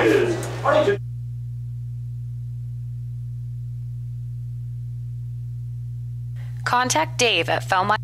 The Hartington Economic Development Corporation has lots for sale in the Hartington Industrial Park, both undeveloped lots and developed lots with infrastructure including water, sewer, electrical, and 100 meg per second fiber optic internet is available. Call 402-254-6357 for more information. Plus, watch for information regarding the upcoming 45th anniversary celebration of the Economic Development Corporation on Friday, November 16th in conjunction with Candlelight Christmas. This message is courtesy of Hartelco. Kaiser Ag and Irrigation is your local Zematic dealer. Call us today for all your pivot servicing, parts, and purchasing at 402-254-9557. Christensen Well and Irrigation is your professional in the water well industry with over 40 years of experience and knowledge. Christensen Well is also a TL Irrigation Systems dealer and can service and repair all kinds of pivots. Call Christensen Well and Irrigation today at 402-254-6809. Okay, 7:44 left, second quarter. Wildcats 19, Vikings 14. This is going to be a key series for the Wausa offense, and that they need to answer, because you don't want either one of these teams does not want the other one to get like 2 scores up and just trade scores, because there's a lot of pressure on each offense to score almost every time you have it. Fielded at the 18-yard line by number 29. That's Hagee. Brings it up past the 30, up to the 32-yard line, where it will be 1st and 10 for the Vikings. And if you look at our first half so far, Hartington jumped out to lead Hartington Newcastle. Hagee able to bring him back, and then they take the lead 14-3. Wildcats able to come back now with 2 touchdowns. We take the lead 19-14. Exciting game, back and forth. It really is, and it's really an 8-man game at its finest right now. You're seeing the ball being moved up and down.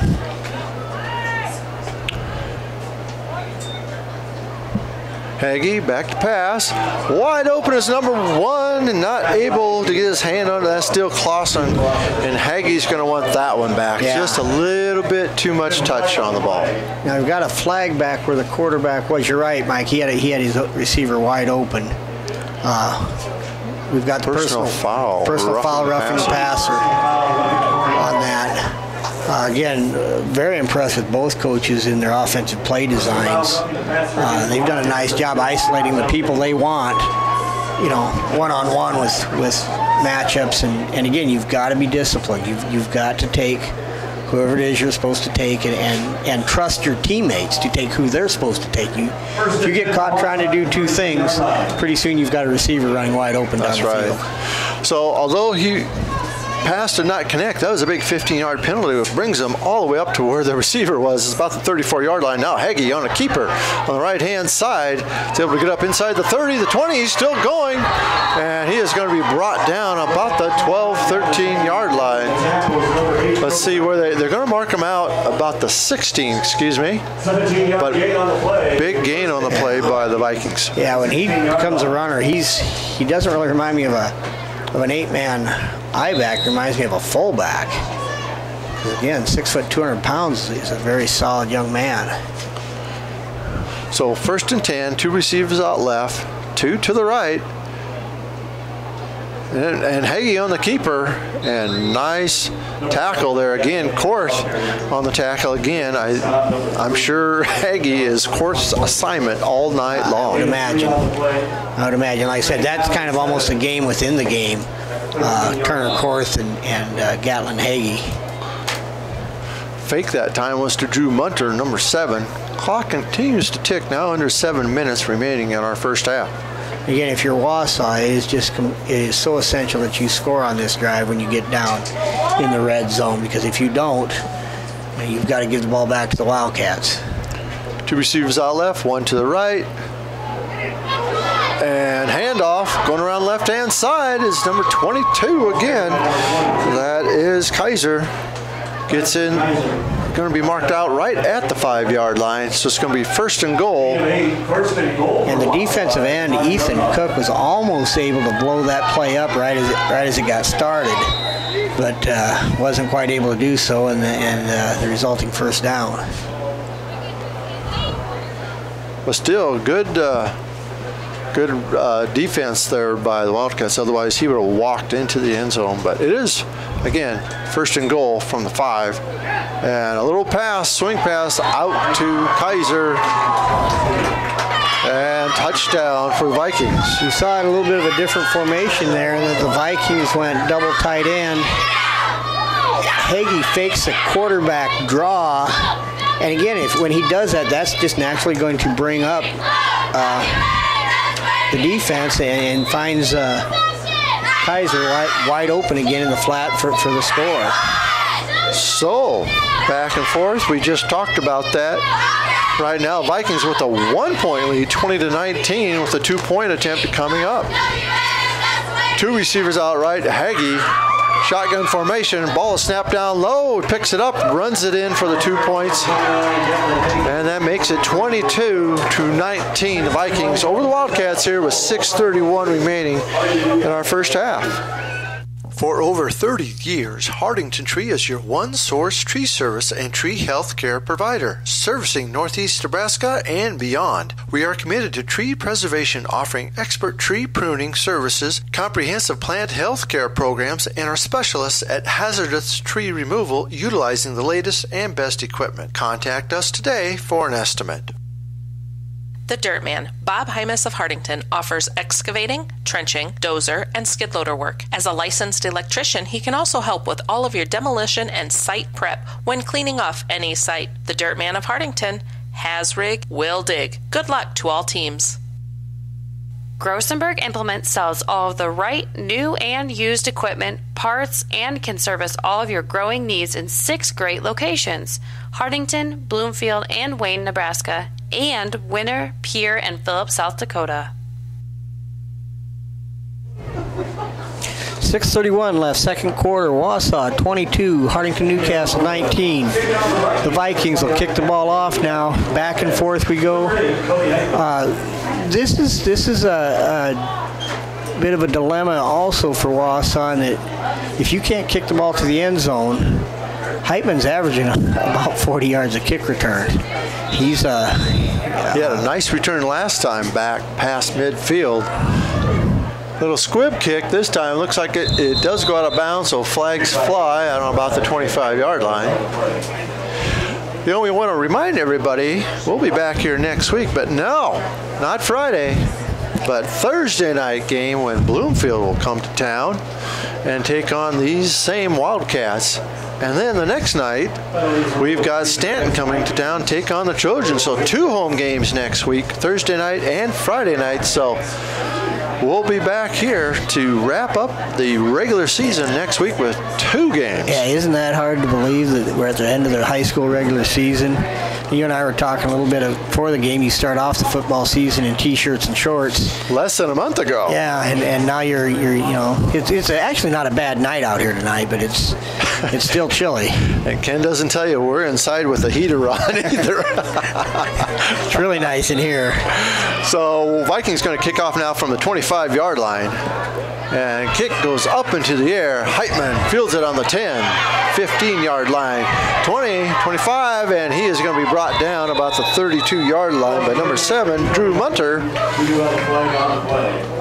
And there's a flag down. I missed it, but it's going to be on about the tackle. It's going to be holding against the Wildcats. Again, I agree with Coach Ulrich's decision there to make them kick again, because you do want the ball in Heitman's hands. He has a chance to make something happen. Unfortunately on that one, credit Wausau's good coverage, but then you had the penalty, and the Wildcats' field position isn't going to be all that tremendous to start this drive. They're going to be on about their own 23 now with 6:25 remaining in our first half. And again, Mike, we'd like to remind people at halftime we'll be talking to Mandy Hochstein, the cross-country coach, who finished their district season, regular and district season yesterday. Fake a reverse or end around, and nice pass up the sideline. There goes Lincoln McPhillips. He's in the open. He could take it the distance. One man to catch, and going to catch him, and he does it. Lincoln McPhillips, nice. 58-yard touchdown pass.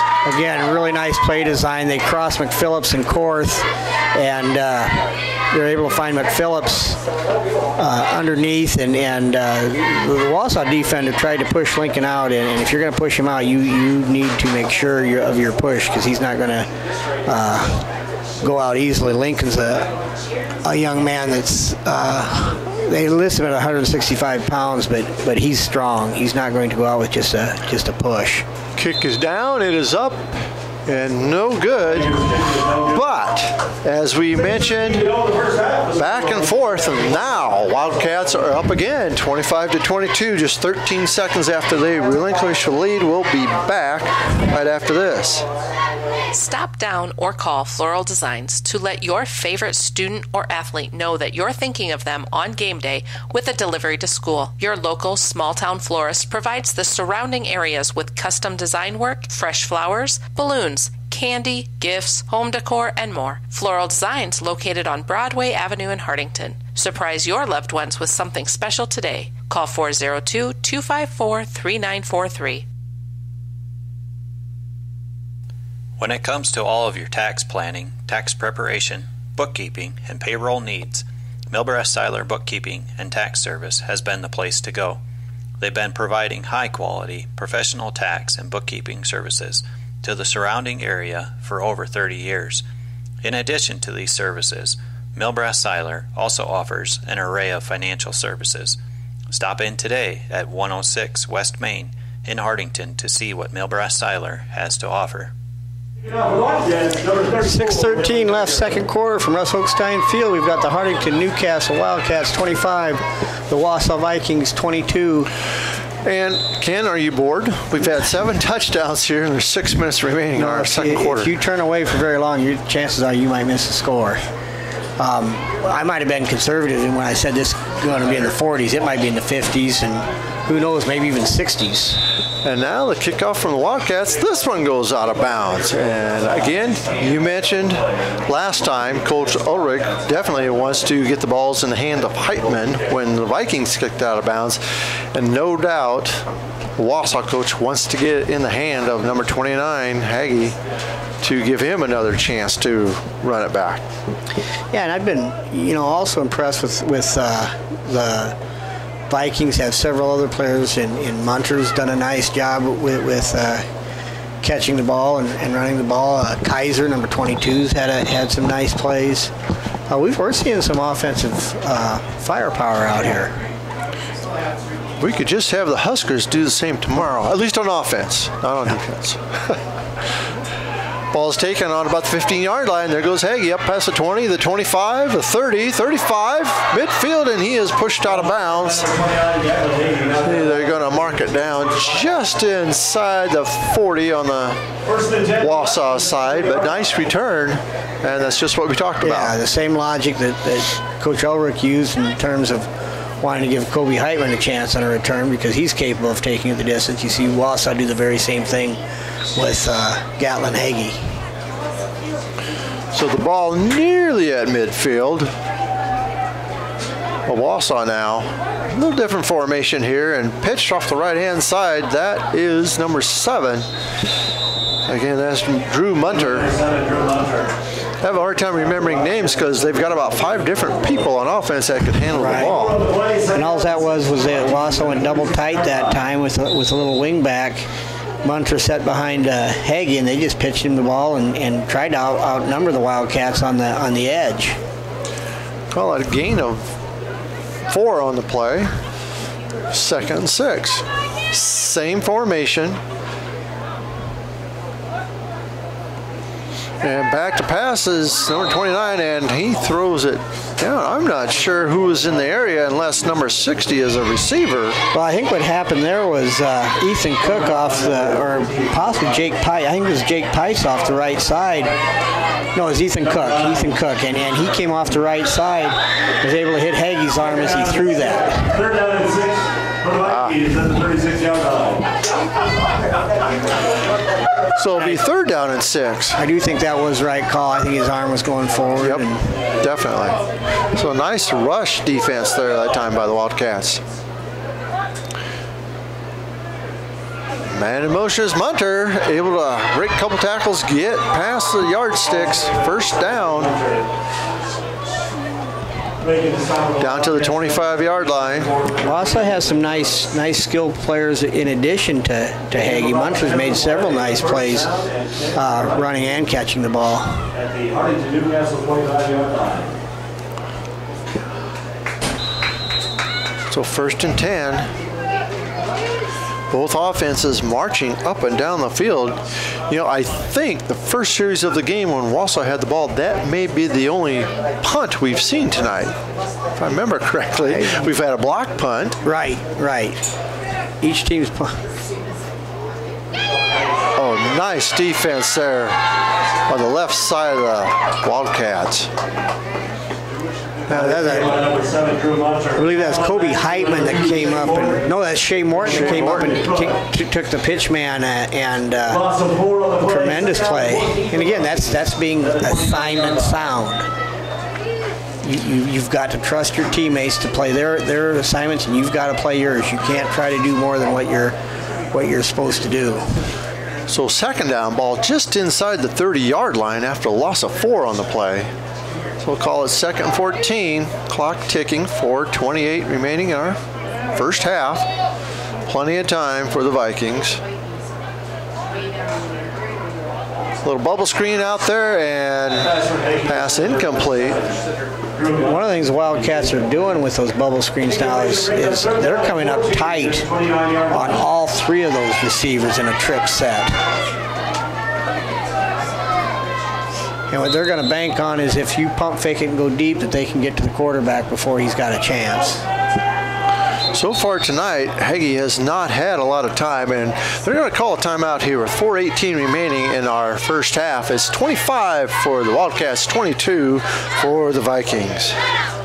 Call Northeast Pipe and Panel, a local company for all your fencing needs. They make 4, 5, 6, and 7 bar by 20-foot continuous fence panels and 10-foot and 12-foot portable corral panels. The pipe and panels are all American-made right here in Hartington. Call Rob or Pam Howell at 402-254-9585 or 877-207-1048. Our shop is located in the Hartington Industrial Park.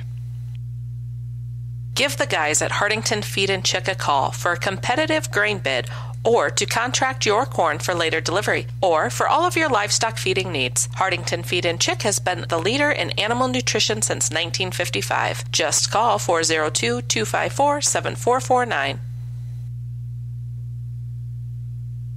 See Northeast Ag. Anderson and Anderson. 4:18 left, second quarter, third down, 14 for the Vikings. Heggie goes back to pass, and again, he's going to want that one back because he had Kaiser on a crossing route that had about 3 steps on the defender. Wausa may have lost a chance at 6 there. Yeah, it just did not lead him quite enough, but it's going to be... Go ahead. In Heggie's defense, he rolled to the right and had to throw that ball all the way back to the left hash, which is a difficult throw. This is Big Mike right here. We've got a 4th and 14 with 4 minutes left before the half. If the Wildcats can get a stop, they've got the potential to score before the half, and then they'd get the second half kick. They've got a chance to maybe put some difference there. And Kaiser on the left-hand side, he's going to be swarmed under. Great defense there, and Wildcats in good field position at about their own 30-yard line. Yeah, really. 4:07 left, second quarter, up 3. Your offense has been really very efficient tonight. The question will be is if you could score so quickly, you could still leave Wausa with a couple minutes. Skin Wildcats up by 3, 4:07 remaining in our first half. But they have a chance now to put a little cushion between them. Touchdown before halftime is exactly what Coach Ulrich would love to see. Cook that time, up the middle, nothing there. Breaks it out past the left-hand side, gets past midfield. Turns the corner, nice yardage. First down. And he was completely stacked up at the beginning, and then he bounces to the outside and picks up 11. Dylan Deniger on that play does a nice job of trying to stay on his block instead of just hitting the defender and falling off. 1st and 10. Morton hands it off to Cook again up the middle, runs into the back of his own player, but still able to fall forward for about a 4-yard gain. They're going to mark it on about the 36-yard line. Call it gain of 3, 2nd and 7. 3:38 left before the half. The Wildcats have all 3 timeouts left. I don't see the clock really being an issue with the efficiency of that time he ran up on the back of Dylan Deniger, who had a nice block there on the right-hand side. But the second play in the roll, he had to bounce it to a different position there in the line. Morton with the keeper on the right-hand side. Gets up close to the first down. It's going to be a couple yards short. Bring it up about 3rd and we'll call it 3 for the Wildcats on the 31-yard line. That's a nice gain. Shea doesn't have to necessarily break, but he's got to keep it every once in a while just to keep them honest because they're obviously going to try to stack Cook up. And he really didn't encounter a defender for about 4 yards.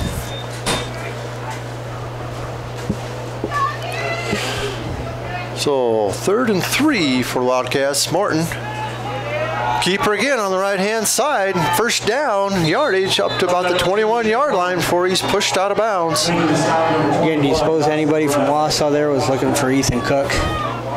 Everybody was looking for Ethan Cook. Right. Again, the one thing we haven't seen yet, again, is that Kobe Heitman on that jet sweep. And like you said, maybe it's because of they're not confident in the footing. Or maybe it's the defensive alignment of the Vikings. But we'll see if they don't call his number yet tonight. 1st and 10 from the 21-yard line. Again, Morton. Keeper and number 1 comes shooting through there, still Clausen. Tackles him in the backfield for a loss of, we'll call it 5 on the play. Yeah, you were going to have play action there, and he was going to take a shot downfield, but the defensive back's best friend, a pass rush. Exactly right. Again, with 2 minutes left in the half, time's really not a factor as far as the Wildcats are concerned yet, having all 3 timeouts left. The bigger factor is that 5-yard loss. Of course, we've seen the Wildcats be able to pick that up and throw a touchdown pass off after a penalty like that. Exactly. And there goes Morton throwing it, intended for McPhillips, but if you see Heitman, if you can see it, coming out of the backfield on the far side, he ran a wheel route. He was wide open. Yeah, and that route has been there actually, it seems like for several years. That's been sometimes they do it a little differently how they get him out there, but you're right. I mean, he was standing by himself completely. And the Wausa right cornerbacks pointing toward the coaches and pointing towards where Heitman was, and they're talking about it right now. They're saying, don't let him open on that one. No, because again, the Wildcats may have lost a chance at 6 there. So timeout on the field with 1:45 remaining in our first half. 25-22 Hartington Newcastle over the Wausa Vikings. See Northeast Ag Consulting for all your agronomic needs.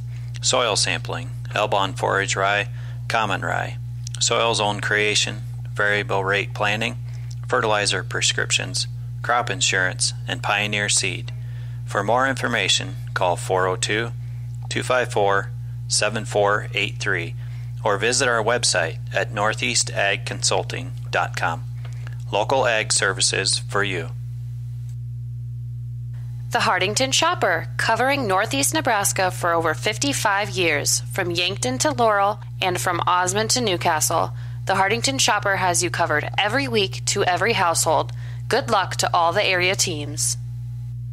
For the right products and expert advice to get your projects done right, come to Cruzy True Value. In every department, you'll find terrific items that will help make each job go a little more smoothly. If you need tools for those once-in-a-while projects or equipment for a once-in-a-lifetime event, rent it at Cruzy True Value. Start right, start here. So back after the timeout is 3rd down and 14 for the Wildcats. Morton on a keeper on the right-hand side. Gets nice yardage, but he's going to be brought down short of the first down inside the 20-yard line, down to the 16. And it's going to be 4th, and we'll call it a long 5. And it makes that 4th down, though, manageable. 5 yards to go. You've really got your whole playbook at your disposal here. And if you don't make it, you've still got Wausa pinned deep here with, it's going to be under a minute to go. They may call another timeout here. Yeah, I think you'll see them take it down, and then right before the play clock expires, you'll see the timeout. And that is exactly what they're doing. So we'll take a break here, and we'll be right back after this. Your 24-hour fitness center, Reps, challenges you to commit to be fit. Stop by and check out the fitness equipment and our complete array of weight machines. Reps is now offering fitness and gymnastic classes. Call 402-254-2474 or 402-920-1026 or visit us at www.repsfitness.com. Heine Electric services and is a dealer for both Valley Irrigation and Sukup Grain Systems. In addition to the equipment lines, we drill wells, install pumps, perform crane work, and provide trucking and earth-moving services. Located in Hartington and Vermilion, South Dakota, give us a call today at 402-254-2568. And back with you at Russ Hookstein Field, we have 60 ticks on the clock remaining in our first half. It is fourth and a long 5 for the Wildcats from the 16-yard line. Wildcats at the 16-yard line. Two flankers on the right, Morton in shotgun formation.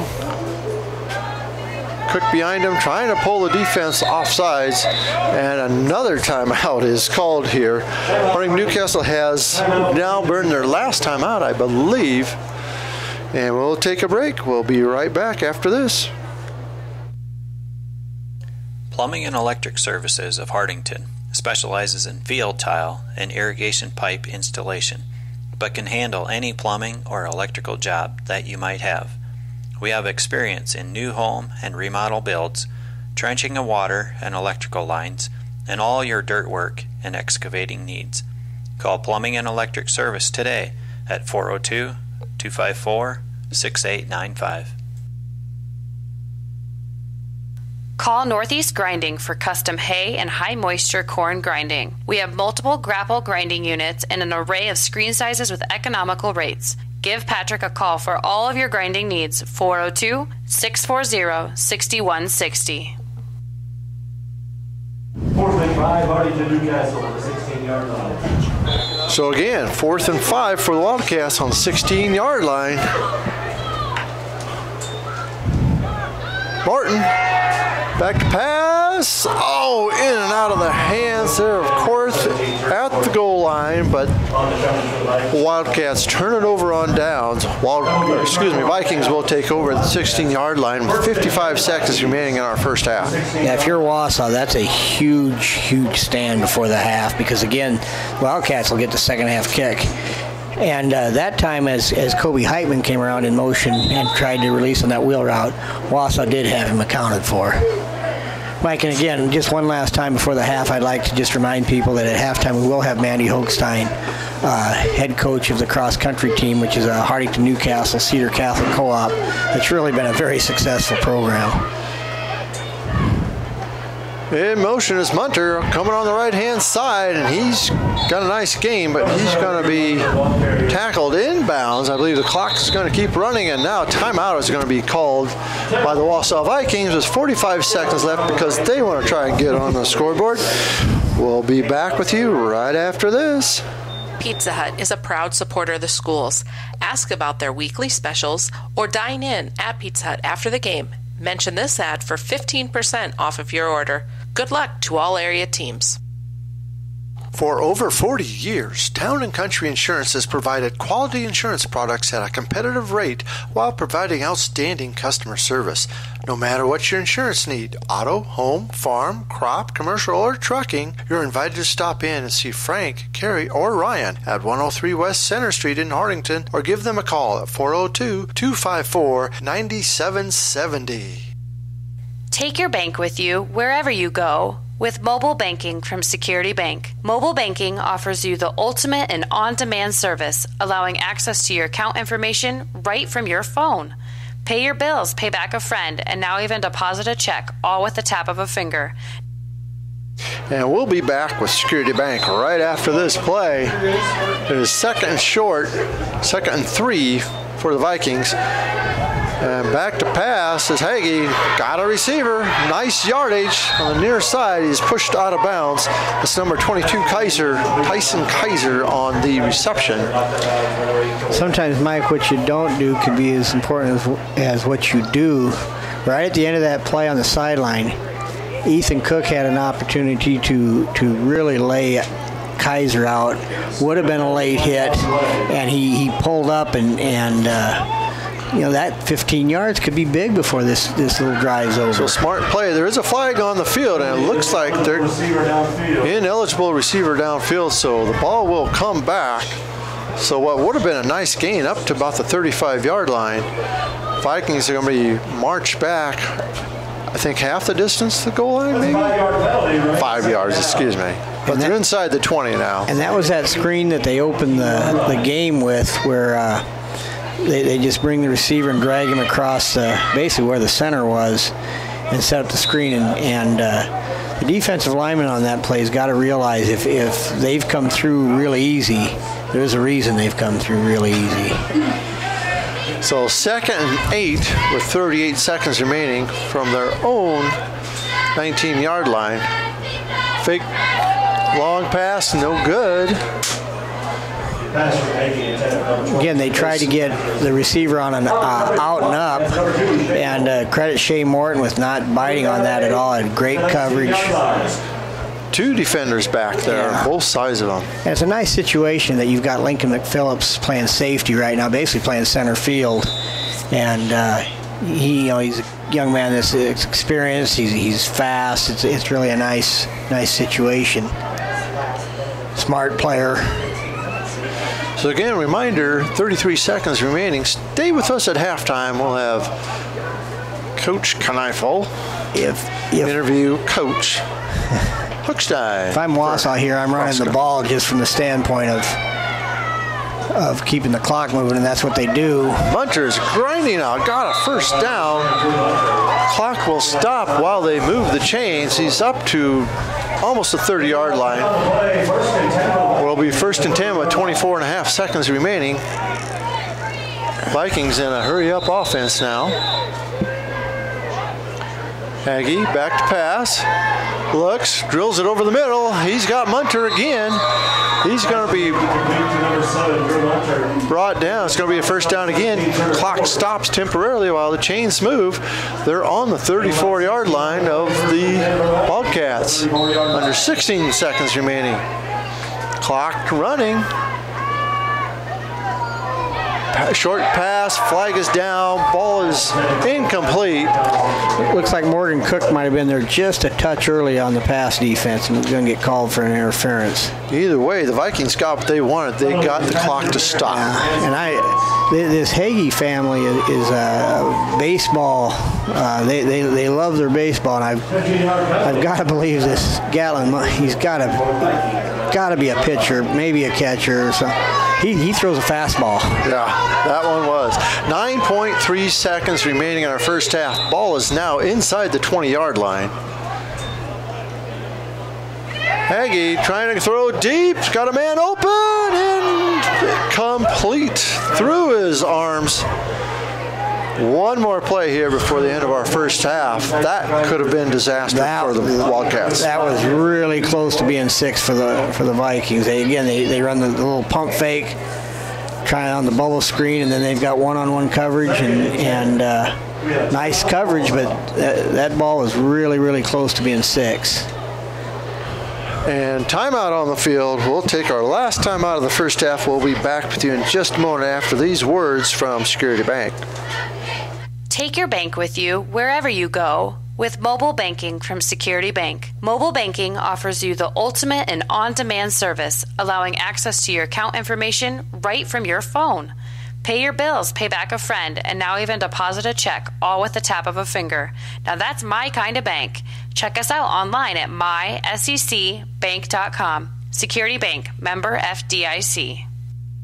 The cold and flu season is just around the corner. Stephen Drug has all your over-the-counter cold and flu remedies in stock, and they also fill your prescriptions in a convenient, friendly fashion.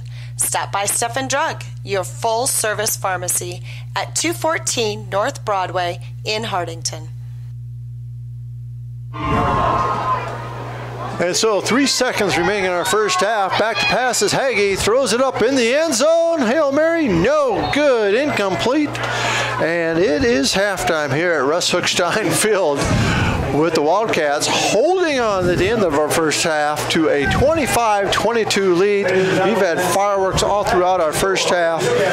Stick with us. We'll be right back with you with a halftime interview with Coach Mandy Hookstein from the Hartington, Newcastle, and Cedar Catholic cross country team. We'll be back with you in just a moment. Subbat Contracting specializes in new residential and commercial construction, kitchen and bathroom remodeling, and additions and upgrades. Subbat Contracting is a bonded, insured, and registered contractor in Nebraska and South Dakota. Call Mitchell at 402-841-7441 to get started today. Top Crop is where you will find top quality Golden Harvest corn and soybeans. We also carry a wide variety of cover crops, pasture and lawn grasses, small grains, and CRP mixes. Top quality product and service from seed to harvest. Call Glenn Taney at 402-841-5599. Wentz and Ray Funeral Homes, located in Hartington, Coleridge, Laurel, Crofton, and Yankton, is proud to have served our area for over 116 years. Good luck to all the area teams.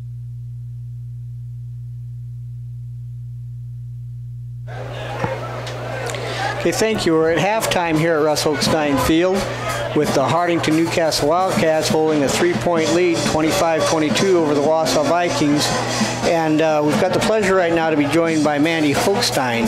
Mandy is the head cross-country team coach for both the boys and the girls Hartington Newcastle cross-country program that is in a co-op with Cedar Catholic. And we'd like to begin, Mandy, by first of all congratulating you on another successful season. Thank you. But before we get into it too deep, if you could, how long have you been the head coach of the cross-country team, and what are we in, about year 4 or 5 of the co-op? Oh, we have co-opted at least that many years. I think I have been coaching now for 7, maybe 8 years. I was looking back to double check on it. And when I originally started, I was a co-coach with Laura Naker. Who is now your assistant? Who is now my assistant. I consider her more so my co-coach, Sure. but I can't imagine doing this without her. We kind of cover all the bases between our two personalities. But I would say 7 years. The co-op has been around as long as Megan Kaiser, and I believe that's been 6-7 years ago. So it's been a while. And it's been a very successful co-op in terms of if you don't know a lot about the cross-country program, I would really try to get out and get a chance to watch it, because it's a lot of kids that have fun running, which is a concept, quite frankly, it's a little bit foreign to me. I think that's what our goal is to try to make it fun. And everybody thinks that running a mile would be terrible, let alone 3 miles. And I think our goal is just simply that we can make this kind of fun, and it won't even seem that hard if you just give us a chance. And it really is. The kids seem like they really, really enjoy it. Again, you're coming off another successful season. Mm-hmm. Can you summarize the year up to districts? We kind of walked into this year wondering what was going to happen. Right, because you lost a couple really good runners, both boys and girls. Boys and girls. We lost 5 seniors total. Allie and Carly were our seniors, Allie Rosner and Carly McCain, and those two were key girl runners. In fact, Allie's running at Wayne State cross country right now and doing wonderful.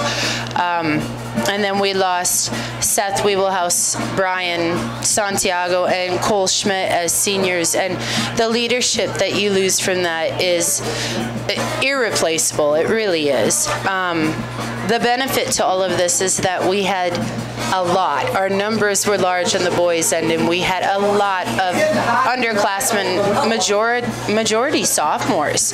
And so my group this year for the boys are juniors, and we're down to 3 girls. I need 4. We're down to 3 girls, and they're all juniors going to come back next year. And the work ethic that I have with this group of kids is I've never seen anything like it.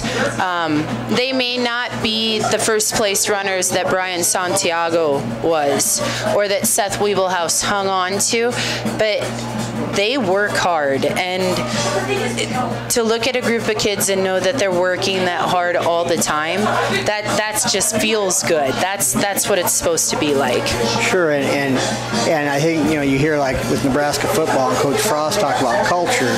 That's kind of become the culture of your program, and what I always get a kick out of when I see you guys practice. Again, you can't tell who a Cedar Catholic kid is, who a Hartington kid is, who a Newcastle kid is.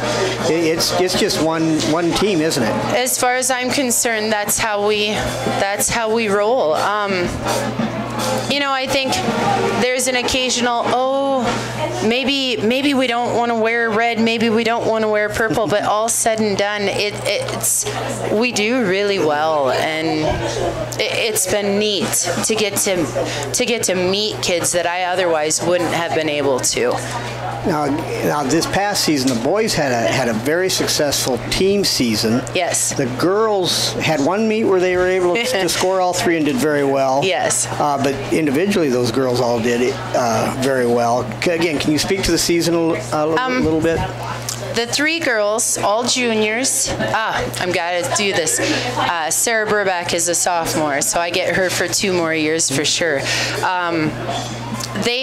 They work and they train all summer long, and they're trying to improve what they've got going on. And when we went to that South Dakota meet, we had no idea that we were allowed to run as a team with 3 girls. We have tried to come up with that 4th girl, but running 3 miles is scary. It's scary to hear, to think about. And when they place, we got first place in that meet, and they have placed in the top 15 all 3 in all but the one Kearney meet. And Kearney has 270 runners, so we weren't deterred from that. This district meet that we ran in was stacked, and our 3rd girl, Jada Berniker, which I can't even call her our 3rd girl because she's been our 1st girl, she's been our 2nd girl. She placed 24th, and though that sounds disappointing, she ran the best race she's run at a district meet yet. The competition was just tough, and those girls, they do well. And our boys are so young. They're young, and we've had their juniors this year, and they all but won. Jaron Kleinschmidt was our senior that we will lose, and we will miss him dearly because Jaron's quite the kid. If you have not met Jaron, he is a Kleinschmidt. That's true to my heart. Because you were a Kleinschmidt. and he's a pretty good kid, so we will miss him. But that returning boys team, we've got pretty good hopes for next year, and I don't want to go that far yet because I have 2 boys competing at the state meet next week. Yeah, we were just talking about that this morning, and that in cross country, the top 3 teams go to state. The boys finish 4th, and while that can be disappointing, you felt like this boys team really kind of maxed out on what they could do this year, which is always rewarding as a coach. I was very proud of how they all ran. When we got there, you're only allowed to run 6, and in the packet they had 7 bibs, and Parker Albers is our seventh guy. He's been our 6th, 7th, and for districts he was going to be if there's an injury, you're going to step in.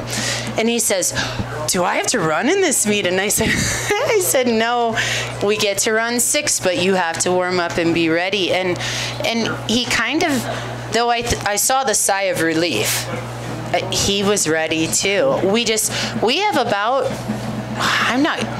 have multiple boys that would step up if I needed to, and new ones that came in this year that you kind of look at them and you go, come, you're not out for football.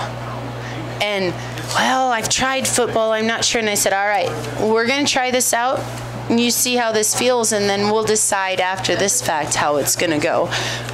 Because that's always my, do this because you want to do this, not because you just felt like you maybe needed to be involved in something. And I've got a handful where I look at them and I say, those football teams might be able to benefit from you. It's okay if you choose to do that, especially the boys, because they go from freshman to sophomore to junior, and they change in size so much. So I like to think that I'm open, but in our sport, we are looking at small things. If you improve your time, that accomplishment that you can feel, that's what we celebrate. We'd be remiss, Mandy, if we didn't talk about Sarah Reifenrath, Sarah Burback, Dagan Jokimpson and Braden Cottle, who have all qualified for next week's state meet in Kearney. Can you speak a little bit about those four, and then next week's state meet, which is in Kearney, correct? Mm-hmm. Yep. Braden Cottle is a kiddo that did not get to run his freshman year. He had an accident and was unable to run his freshman year, and that was disappointing even then, because we knew at the junior high level that he was going to be a pretty good kid, and a lot of that is hard. His family runs, and it's very much a tradition. And he has just stepped up with the injuries that he's had. I know he's got some hurt. I know that it doesn't always feel wonderful, but his desire is so good. And Dagan Jokimpson is right there with him. Dagan stepped up last year. This has been a pretty good situation. Dagan is a sophomore, so this is his second year qualifying individually. Braden is a junior, and those two boys have proven themselves to be potential for some amazing leaders, already leaders this year. I hate to call it a rebuilding year, simply because I don't think we rebuilt. We had enough returnees, but it's just shifting who gets what position. Sure. Sarah Reifenrath and Sarah Burback, and I'm going to add Jada Berniker, even though she did not qualify. Sarah Reifenrath, Sarah R is what we call her with the two Sarahs. She just has some natural talent, and she is so laid back, and just it's really nice to see her be successful, because as much as she doesn't like to show the excitement, you see it every now and then when she does well. And Sarah Burback, she has been fighting an injury. In fact, we hadn't run her the last week and a half because we were worried about an ankle injury. So yesterday's meet was really, how's this going to go? We've been really training her cardio-wise, but not running, and it went well. We did something potentially right, is what we're looking at now. Hindsight, we said, okay, maybe we did okay. All four great kids. And it's neat to see the payoff then. Oh, definitely. Again, folks, if you ever get a chance, like next fall, there's always a major meet up here in Hartington. And if you get a chance, come out and watch these kids run. Because it really is exciting. There's a lot of activity, a lot of excitement in the air. And again, we'd like to say congratulations to you and Coach Naker on another successful season, and we wish you luck out in Kearney next week. Thank you. That is Mandy Hochstein, again, the head girls and boys cross-country team for the Hartington-Newcastle Cedar Catholic Co-op. Her and Laura Naker will be taking 4 kids out to the state meet next week in Kearney, and we wish them well. We'll be back with second half action from the Wausa Hartington-Newcastle football game, which is a 3-point game in favor of the Wildcats right now, in just a few minutes. In the community of Hartington, we keep life simple. The simple moments, a simple smile, and keeping you connected to the world with simply the best internet service. Hartelco has built a fiber optic broadband network that powers your homes and businesses' Wi-Fi with super fast download speeds up to 100 megabytes per second. Imagine no buffering and the whole family using your Wi-Fi at once. It's simple. Upgrade to the speed you need by calling Hartelco today.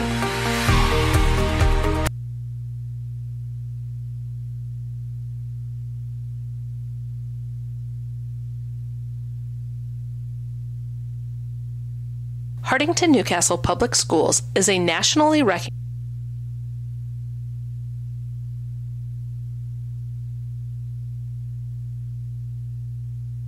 Hartington-Newcastle Public Schools is a nationally recognized and state-accredited school that offers a variety of classes and distance learning courses and extracurricular activities, including fine arts, FFA, and other activities to promote leadership. This public service announcement is courtesy of Hartelco. Anderson & Anderson Insurance is eager to serve Hartington and the Northeast Nebraska area. With offices in Hartington, Laurel, and Allen, they are an independent, trusted choice insurance agency. If you're in the market for auto, home, business, farm, or crop insurance, give us a call at 1-888-POLICY-9. Anderson & Anderson Insurance, where your protection is our policy. Hartelco is your gig-capable technology leader in Northeast Nebraska. Whether it's phone, IPTV, 100 meg per second internet service, computers, sales and repair, or home and business networking, Hartelco has the experts to help you with your technology needs. Just stop by our office at 103 West Center Street in Hartington or call us at 402-254-3901. CL Electric of Coleridge carries a full line of Rinky pivot parts on hand and is ready to tune up your pivot wheel gearboxes, tower boxes, timers, contactors, end gun stars, and switches. CL Electric is an electrical contractor licensed in both Nebraska and South Dakota. Call 402-283-4220. Stop in at Broadway Lanes after the game in downtown Hartington. Bring the whole family in and enjoy a game of bowling and some great food. Good luck to all the area teams from Broadway Lanes. Cedar Security Bank is your hometown-friendly bank with locations in Fordyce, Wynot, and Hartington. We strive to meet all of your financial needs. After all, security is our middle name. And for all your insurance needs, contact Bonnie at Cedar Security Insurance for a free quote. Good luck to all local teams.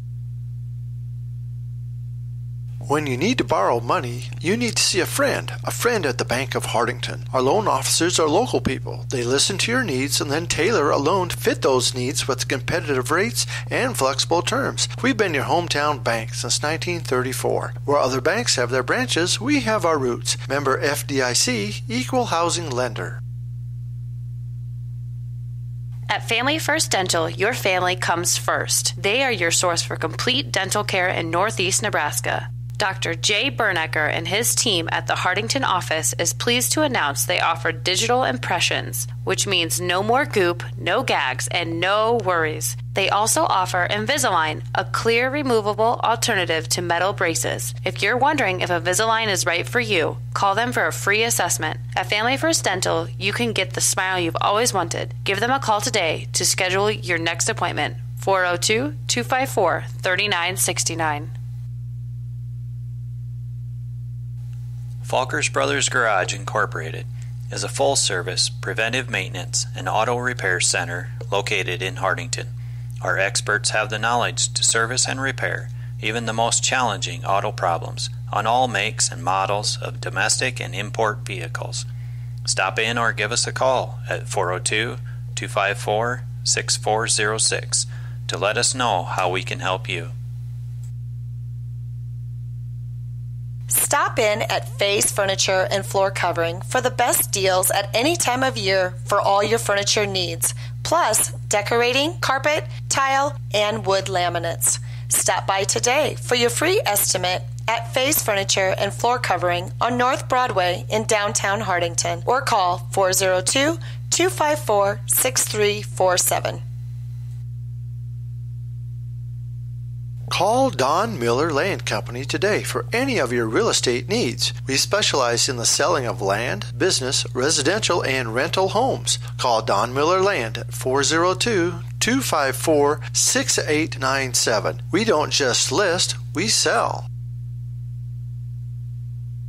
Contact Dave at Fellmeyer Electric for all your plumbing and electrical needs. 402-254-2434.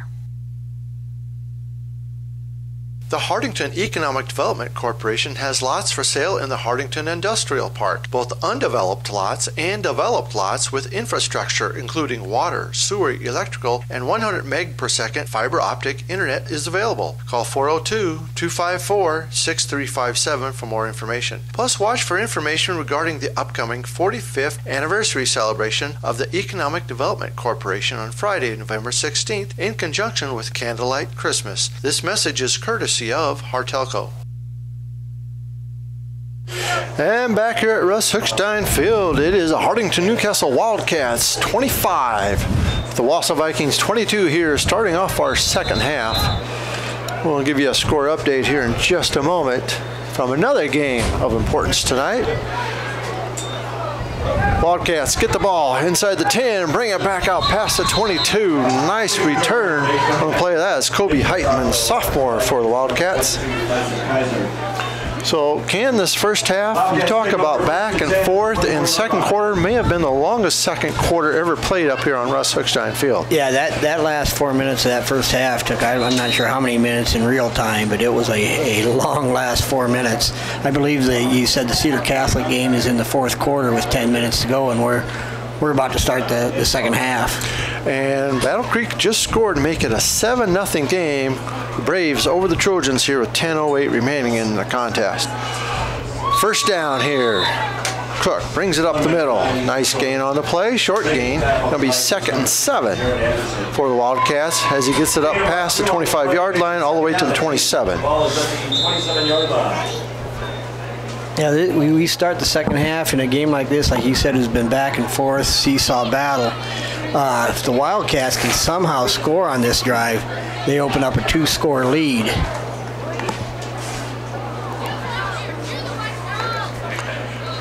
Morton hands off to Cook on the right-hand side. Cook getting up past the yard markers there. First down. Still battling, trying to get to midfield, and he is shoved out of bounds short. But nice gain on the play. Chains will move. Wildcats up to about the 38-yard line. First down. Towards the end of the first half, what we saw a little bit was that same play with Shea Morton keeping it several times for decent yardage. But again, if they can get Ethan Cook established, then all of a sudden the perimeter becomes much more available to them. We still haven't seen Kobe Heitman on a jet sweep, but we've seen a number of Ethan Cook carries, which Ethan comes in averaging almost 7 yards a carry, so why not? And here's Heitman now on the end around. No good, and a flag is down as well. It could be holding, which I would think Wausa would decline it with the loss on the play, if that is a call.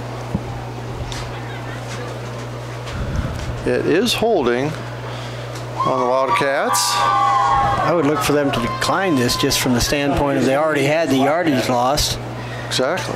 Mike, we come in, Wausa is 2-4 on the year. They're 0-3 in the district. I think that speaks more to the strength of this district more than anything. They're a good football team. Exactly. They are. They are hanging with the Wildcats tonight and giving them all they can handle. So loss on the play. We'll call a loss of 7 on the play. 2nd and 17. Penalty was declined. Full house backfield, I believe that's what you call it. Back to pass is Morton, and he gets flushed out of the pocket, running for his life, throws it downfield. Ball is picked off at the 35-yard line. Returned past midfield and taken down by Dylan Deniger. That is number 29, Hagee. And big scuffle there by both teams on the return, but it is big turnover tonight. Yeah, that's only Shea Morton's second interception on the year, but that's a hard throw as you're rolling to your left and you're a right-handed quarterback. And Hagee saw that coming, so your best defensive player gets a beat on the ball, picks it off, and returns it past midfield. They're in business. First down and 10 at the 37-yard line of the Wildcats, with 10:41 remaining in our third quarter. And again, back and forth we go. In motion is Munter. Now back to pass, and ball is picked off the other way. I think that is Heitman maybe with the interception. Turns it up to the 25-yard line. And again, what he did, what Kobe Heitman did so well there was Wausa ran the same option action that they've had some success with, where they bring the back in and then they run the option. They fake that, hoping to get him open down the middle, and Kobe Heitman is very disciplined in his coverage there and made a nice athletic play, and it's basically right back where we were. First and 10 for the Wildcats. Got to give kudos there to our cameraman catching that nice interception there. Corey Pearson, thank you so much. Great job. 10:31 remaining in our third quarter. And Morton now with the keeper, and he's going to be brought down or pushed out of bounds for a loss on the play. You see the Wausa defense this half. Now they're focusing a little bit more on the quarterback keeper. Yeah, very much so. And I would imagine now the next step is again, they're never going to lose Ethan Cook running the ball. They're going to keep pounding him. But the next step now, as they start to cover up Morton on the run, is to start throwing the ball out of that. So 2nd and 15, this is the second series of the second half where the Wildcats have lost yards on a first down play. Not where you want to be. Cook off the right-hand side, he's got an opening. Pounds up past the 35-yard line, close to the first down. Probably marked a yard short. Dawson Thorell's, you got to give him a lot of credit there. He's a young man that's 5'10", 130 pounds, and meets Ethan Cook with a full head of steam and was able to get him to the ground. So we'll call it a gain of 14 on the play. Makes it 3rd and short. 3rd and 1. Ball just marked just outside the 35-yard line. And you would expect to see Cook pounded up the middle on this play, but we'll see. Morton in the shotgun formation, Cook to his side, and they do give it to Cook. One of his shorter runs on the night, but he gets a first down, gain of 2 or 3 on the play. Gets the first down. Again, the tackle's made by number 60, Jared Anderson for Wausa, and he's a freshman that's played very well tonight for Wausa. He's a 6-foot, 200-pounder, so he's got some size on him. Yeah, he does, and he's for a freshman. He's made a number of plays tonight.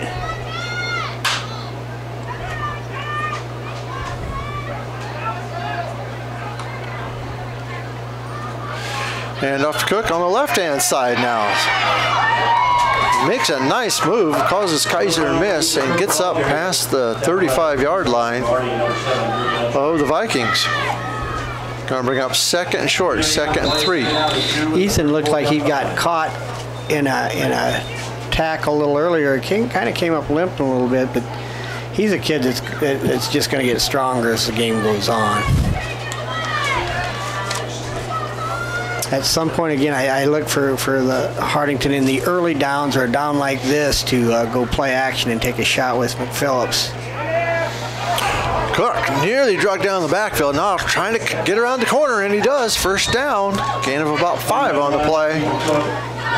Again, another run where it could have been a yard or 2 loss that he makes the first guy miss, and he stiff arms the second one, picks up a first down on it. That was a great play by Cook.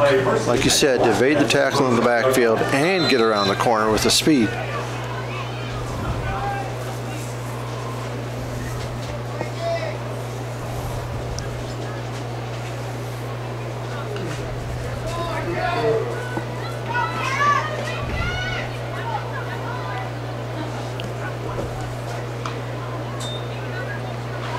And off to Cook again. He's going to be doing the majority of the workload the way it looks this second half. Gain of 3. If you're Wausa, again, you've got to commit so hard to stop him that it's going to leave you possibly vulnerable to some play action to McPhillips or Korth or Heitman. Again, their offensive weapons are impressive.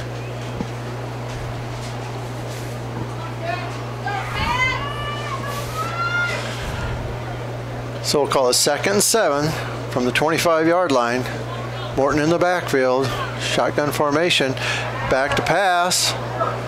Looks, nobody there, tucks it and runs. Gets out of bounds, out on the 23-yard line. Now they're going to mark him down at the 25, excuse me. On that route, it looked like they were going to go play action to Kobe Heitman on a post. And I think Kobe was there, but he slipped as he came out of his break.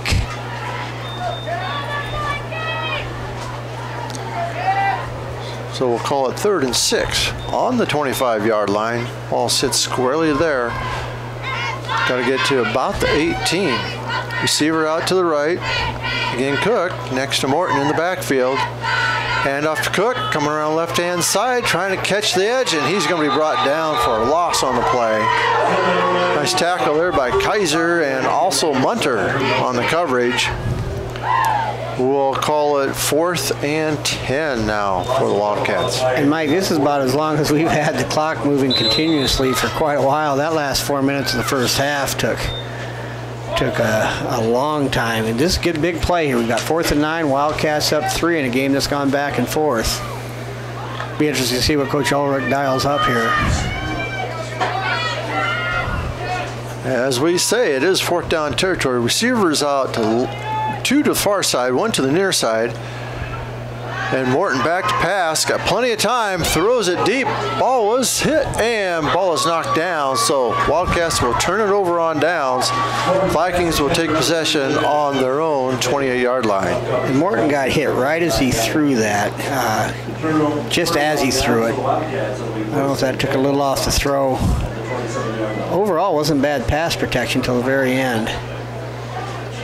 Kind of a jump ball at the end. There were 3 defenders down there and 2 Wildcat receivers. Kind of looked like a Hail Mary in the end zone, you might see. A lot of people down there by the goal line, but ball falls to the ground, and Wausa has it with 6:58 remaining in our third quarter. They trail Wildcats by a score of 25-22.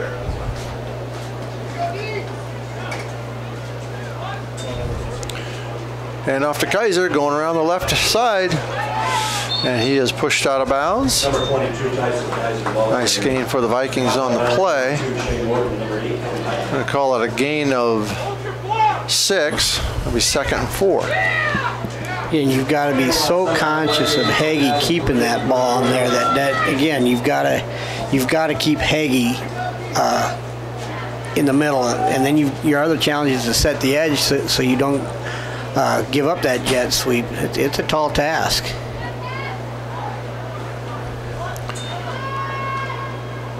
Hagee with the keeper. Oh, escapes out of trouble in the backfield. Close to a first down. He's going to be right at the sticks, and they are going to call it a first down. Yeah, that was as impressive a 4 or 5 yard run as you'll see, because that play was blown up early. And Mr. Hagee's just a powerful runner that's hard to corral.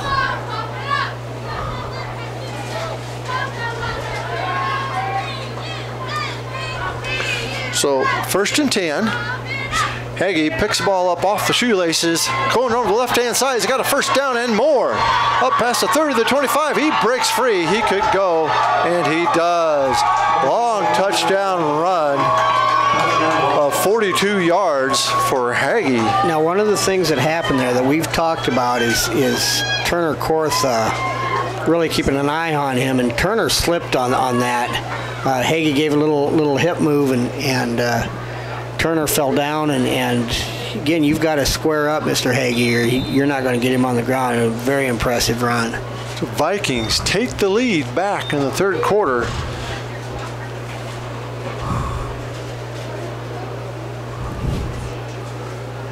And Mike, you kind of mentioned a little bit in the first half how crucial these conversions are all going to be for both teams right now in a back and forth game like this. I believe this is the 5th lead change, 4th for certain. Hagee goes up the middle, run is good, so 2 more points on the board. That makes it 30-25, the Vikings over the Wildcats here with 6:18 remaining in our third quarter. We'll be back right after this. Kaiser Ag and Irrigation is your local Zematic dealer. Call us today for all your pivot servicing, parts, and purchasing at 402-254-9557. Christensen Well and Irrigation is your professional in the water well industry with over 40 years of experience and knowledge. Christensen Well is also a TL Irrigation Systems dealer and can service and repair all kinds of pivots. Call Christensen Well and Irrigation today at 402-254-6809. With 6:18 left in the third quarter, we've got the Wausa Vikings taking the lead in a back-and-forth game, 30-25. And now, Mike, it's the Wildcats' turn to answer. You get the feeling that if either team could get up 2 scores, they'd really, be hard to overcome. Big hill to climb for the other team, but been able to do it.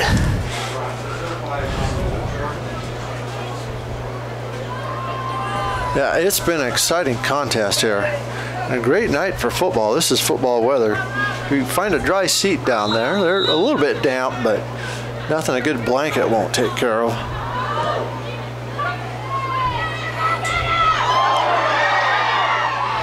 And McPhillips able to pick it up, and he's got an open field, 1 man left. And he brings him down. That's Hagee on the tackle. A little bit of fumble on the initial handle. And when he picked it up, he almost dropped it out of bounds, and then his foot was just inches away from being able to be. But when that happens sometimes, you'll see the coverage team break their lanes when the ball goes on the ground. And Wausa was very fortunate there. The one guy left to make the tackle was Gatlin Hagee, and he's able to do so. So Wildcats in business on the 34-yard line of the Vikings here. After that nice return there by McPhillips. And flags down. Offsides encroachment on the defense. So it'll be 1st and 5 for the Wildcats. And that's one of the few times you saw Kobe Heitman in motion. He was going to cross in front of the quarterback, which has kind of been their traditional way of running that play. They've had him go behind a couple times, but really he has not been in motion very much at all tonight. So again, 1st and 5. Now inside the 30-yard line. And a fake handoff, and they give it to Cook. He's broke a tackle. He's going to be in there for the touchdown. We just talked about this game going back and forth, and here it goes again. And again, just a really nice play design by Coach Ulrich as he brings Heitman in motion one way and then gives it back to Cook going back towards where the motion came from, and a big hole off the left side. So only 9 seconds elapsed from that, 11 seconds after that last touchdown, and Wildcats regain the lead now, 31-30, with the extra point attempt coming up. And it looks like they're going to go for 2.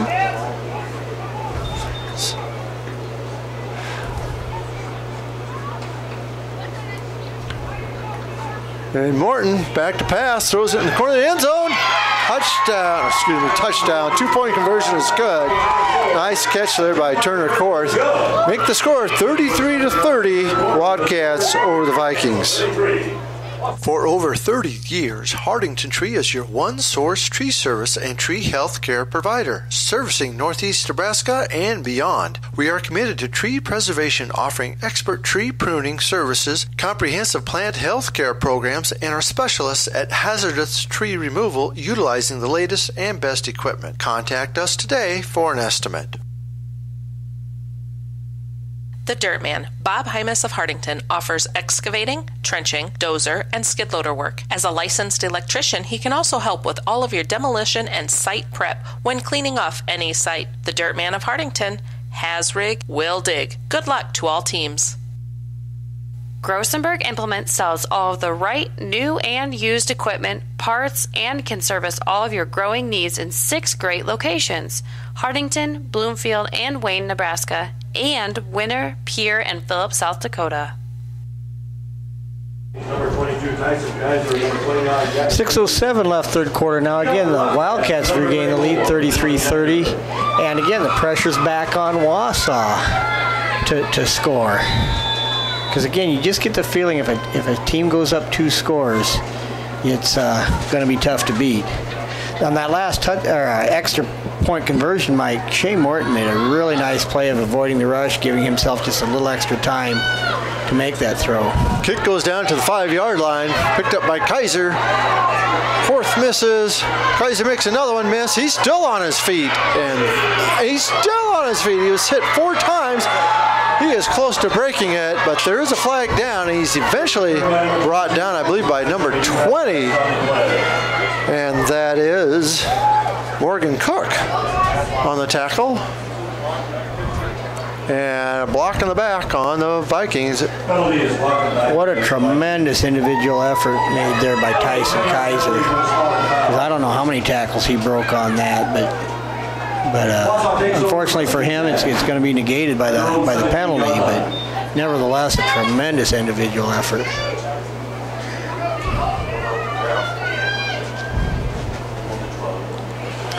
So the ball is backed up all the way to the 17-yard line, where the Vikings will take over with 5:53 remaining in our third quarter. This game could go past the 10 o'clock hour yet. Second quarter was extremely long.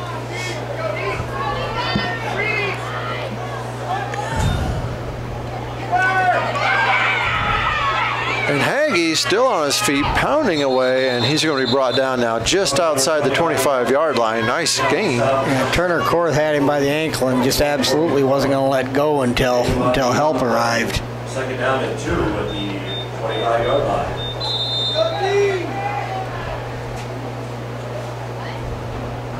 And you know, Mike, neither team has a tremendous amount of depth. There's a lot of kids out here that have already played a lot of snaps. It'll be interesting to see the conditioning, how that pays off going down the fourth quarter. We've had 9 touchdowns scored so far, and it's a 3-point game. And there's 5 minutes left in the third quarter. And with the keeper that time is Haggie, and he is brought down by number 9, Ethan Cook, on the defense side. So big loss there on second down, bring up 3rd and 7. Yeah, it goes from second and short to 3rd and long now. But it seems like these teams, whenever they have a setback on one play, they bounce back and make big yardage on the next one. So we'll see if the Wildcat defense can rise to the occasion. You know, see if the Wildcat defensive backs stay up, and you can see them up there pressing, trying to take away those bubble screens. And off to Kaiser on the left-hand side, he's pushed out of bounds, short of the first down mark. Will be 4th down. And again, really right there, you go back to that big loss on second down, because that was a nice little gain by Kaiser, but it still pulls him up about 4 yards short. Well, again, 4th down, and you've got to think, this point in the game, this position on the field, they've got to punt the ball away. You would think, but again, you bring up a good point that their punter is Gatlin Hagee, and really what you want to do for the most part is just play defense. If he wants to punt it away, that's fine. He'll take the ball. And he does punt it out, and it goes out of bounds. Did you see that he kind of did the rugby style kick, but he was looking downfield. If something developed, I think he had the green light to take off. That's something that Cedar Calic pulled last week with Jacob Kaiser. So turnover, will be back with you in just a moment.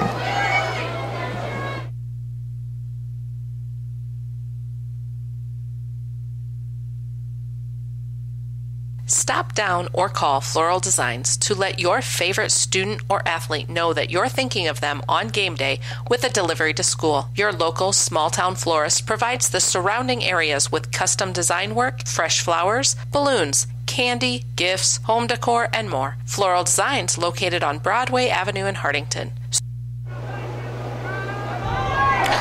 Okay, 1st and 10 for the Wildcats. They give it to Ethan Cook over the left side. He's going to pick up about 6. Again, the same play where they put Heitman in motion, bring Cook back to the side where the motion came from. Again, a nice hole off the left side. Credit Lincoln McPhillips, Dylan Deniger for the blocks. Morgan Cook threw a nice block. Heitman in motion, and hand off to him on the sweep on the right-hand side. He gets the first down past midfield. One of the very few carries Heitman has had tonight, but very successful. Yeah, like I said, this seems to be more of the traditional way they run this little set, with Heitman coming in front of the quarterback. And it's really, they're kind of getting their base established right now. Kind of the triple option, Heitman going across. They've got Cook behind him, and Morton, of course, can always pull it back and either pass or run. So yeah, you start coming up too hard, and he'll take McPhillips over the top. Cook gets a handoff this time up the middle. First down yardage and more inside the 30 down to the 26-yard line. 1st and 10 Wildcats. Gain of 13, 1st and 10 Wildcats. Again, I'm really impressed by both coaches in their play designs so much. They use motion well.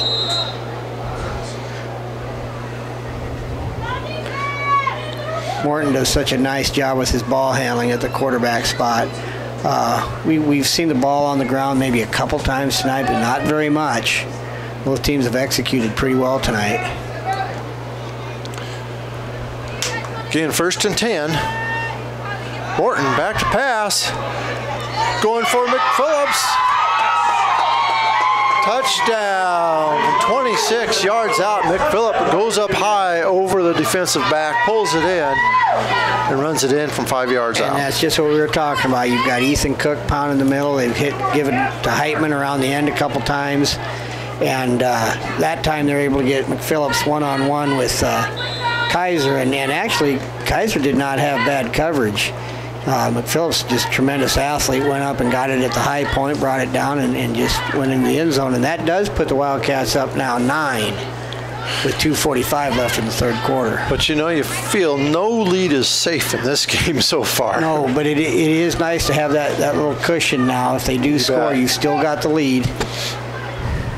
So going for 2 now.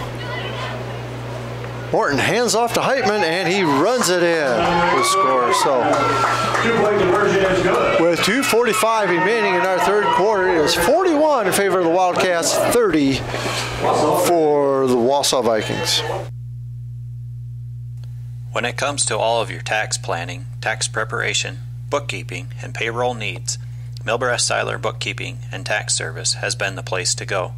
They've been providing high-quality, professional tax and bookkeeping services to the surrounding area for over 30 years. In addition to these services, Milbrass Seiler also offers an array of financial services. Stop in today at 106 West Main in Hartington to see what Milbrass Seiler has to offer. Call Northeast Pipe and Panel, a local company for all your fencing needs. They make 4, 5, 6, and 7 bar by 20-foot continuous fence panels and 10-foot and 12-foot portable corral panels. The pipe and panels are all American-made right here in Hartington. Call Rob or Pam Howell at 402-254-9585 or 877-207-1048. Our shop is located in the Hartington Industrial Park. And we're back with you in the third quarter, 2:45 remaining. Hey, we want to give a shout out to all those people listening at home here on Hartelco TV. An onside kick attempt by the Wildcats, and it does not go 10 yards, and I believe it is recovered by Wausa anyway. So, different play there. Yeah, right now, Mike, I think the pressure falls squarely on the Wausa offense in that they've got to answer now. They're down 11. Obviously, we've seen a lot of time left on the clock, but down 2 scores, your room for error has just diminished a great deal.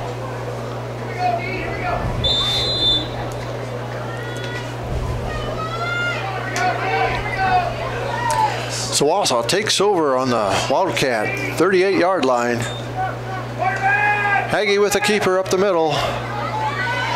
Gets good yardage on the play. We'll see a gain of 8. Bring up 2nd and 2. I think when both Cook for Hartington Newcastle's run the ball and Hagee for Wausa, after first contact, the play's about 3 or 4 yards from being over. Both kids really keep their legs moving.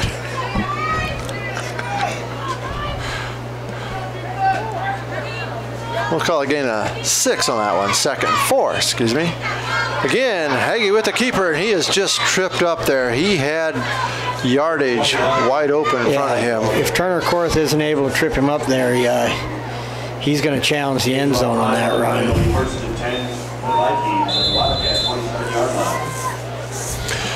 So now we'll have to see if the defense rises to the occasion. It is a first down, but the ball is on the 28-yard line. And like you said, the Wildcats had an 11-point lead. And then they tried the onside kick, trying to possibly get possession and put this game away, but it failed. And good rush there on the quarterback, but a flag comes down. This would be an interesting call. It might be holding. Legal procedure. Penalty is legal procedure against the Vikings. That'll be a 5-yard penalty. Hagee made a nice play picking the ball up off the ground, but then he got hit by Cook, I think, right when he threw it. And he's probably lucky that ball didn't travel a little further because that was right at Turner Korth. Penalty was declined, so it'll be second and 10. But you can see Turner was just basically sitting there shadowing Hagee wherever he's going to go.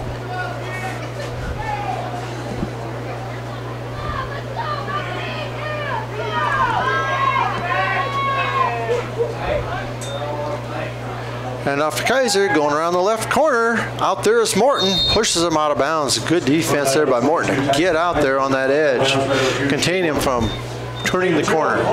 Shea Morton's been very active defensively in this game as well as playing a nice game at quarterback. He's made a number of tackles on the perimeter.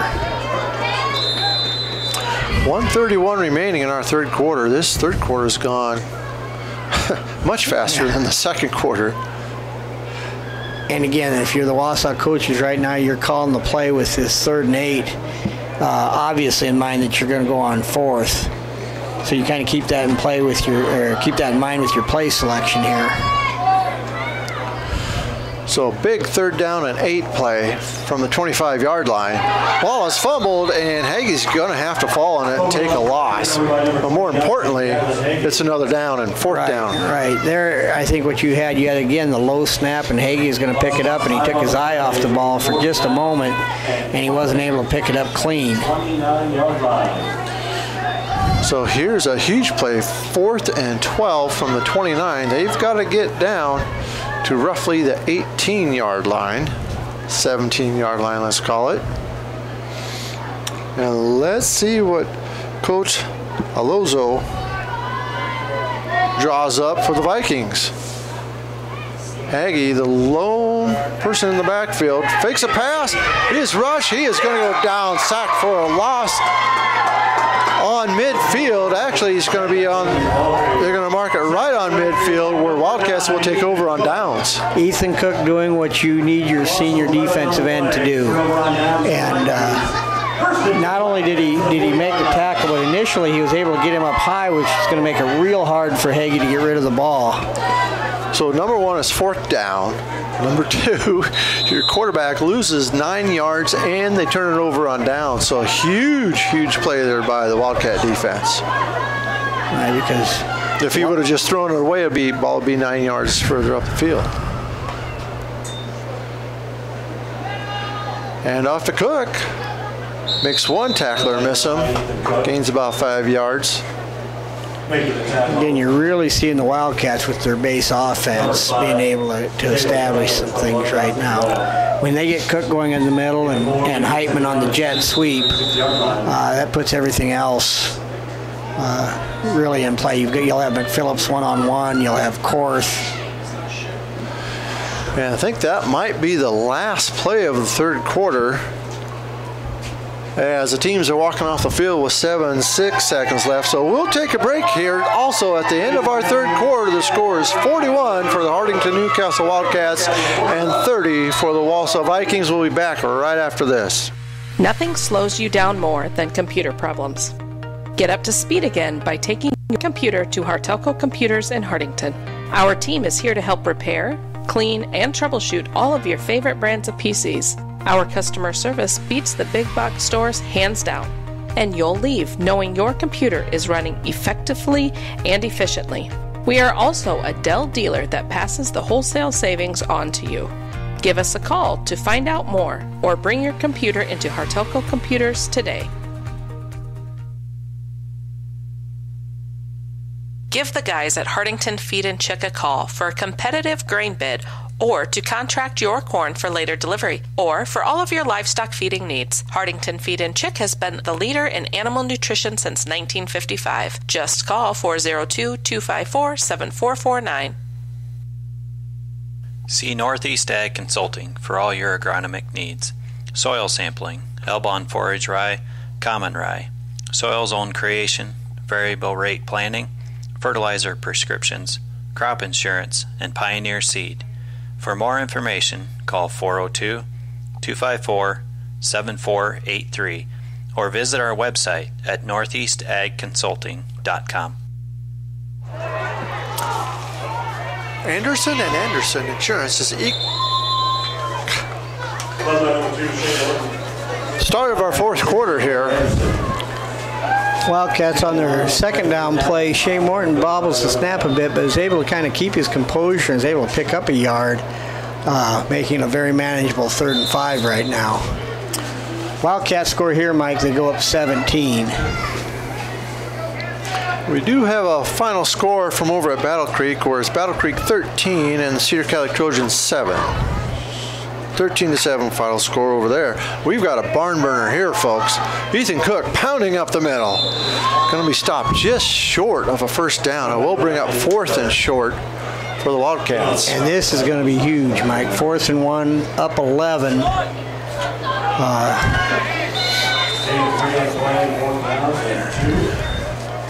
If you're Wausa right now, it's absolutely essential that you stop them here, because you've got to score at this point. You've got to score twice.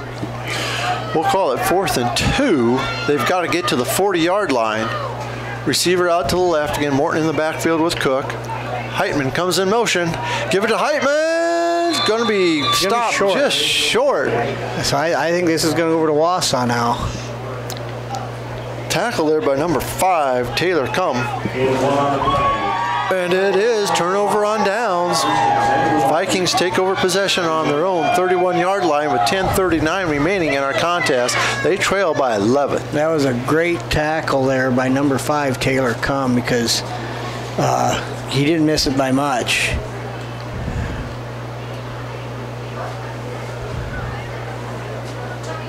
So this one isn't over yet, Mike. That's exactly right. It isn't over until Corey Pearson says it is. Oh, and flags on the play. Yeah, flags on the play. It's going to be encroachment on the defense again. And again, you see the Wildcats on the wideouts, the flanker and the wide receivers both are coming up and playing them real tight again, trying to take away that bubble screen. 1st and 5 for the Vikings at the 36-yard line.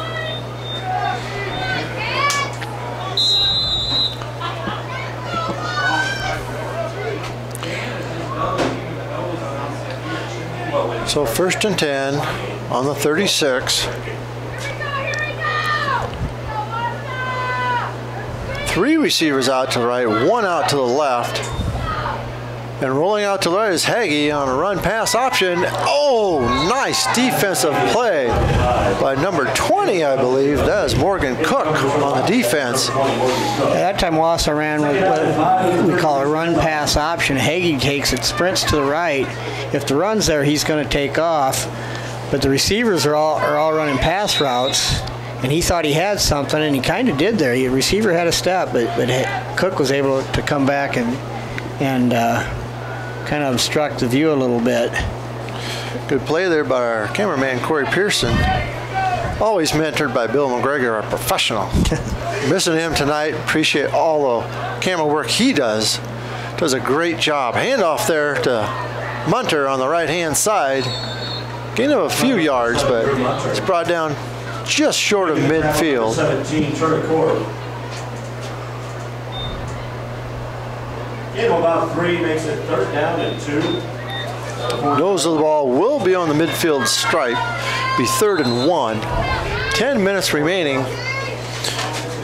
And at some point, not quite yet, but Wausa has to think they've got to score twice. They're going to start picking up the pace here very quickly. Quarterback keeper's got the first down to the 36-yard line of the Wildcats. Yeah, that had to surprise no one. 3rd and 1, and they're going to put the ball in Hagee's hands. Sometimes this isn't brain surgery. On an important down, you get it to your best player and let him run. Exactly right. And boy, have these teams run up and down the field so far this evening. There's been 10 touchdowns scored, 41-30 with just under 10 minutes remaining. There's going to be some tired and sore young men in the morning. Quarterback keeper again. We'll call it gain of 3 on the play. We'll bring up 2nd and 7.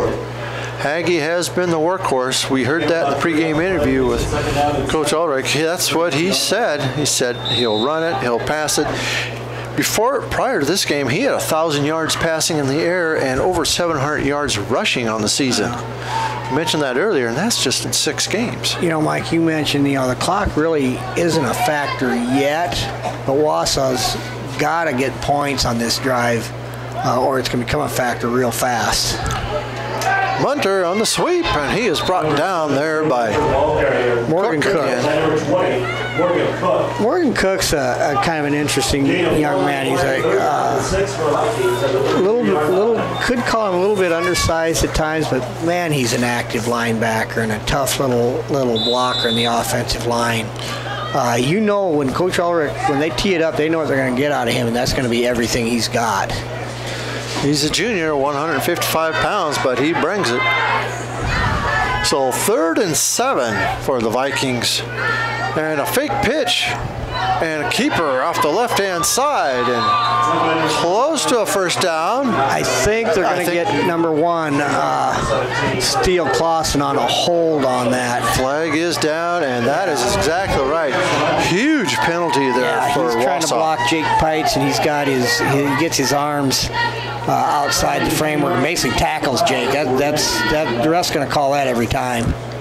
Yeah, that was pretty obvious on that play. We're able to see the play here on our monitor in the press box, about 15-second delay. So that's how come I can be so accurate. Ken here, he calls it right the first time. I even saw that one. So it's 3rd and long now. We're going to call it 3rd and 17 from their own 38-yard line. Vikings have to get all the way down near to the 25 and rushed and just missed, and then he fires short. And Ethan Cook again applying the pressure. Be 4th down. Call it 4th and 16. I said 17 before. Just looking at the sticks. Clock is stopped though with 8:10. And you wonder if Wausa is going to start running more of those run-pass options. And we do have a timeout on the field here. Wausa wants to talk it over on 4th and long. They trail by 11, so we'll be back with you in just a moment.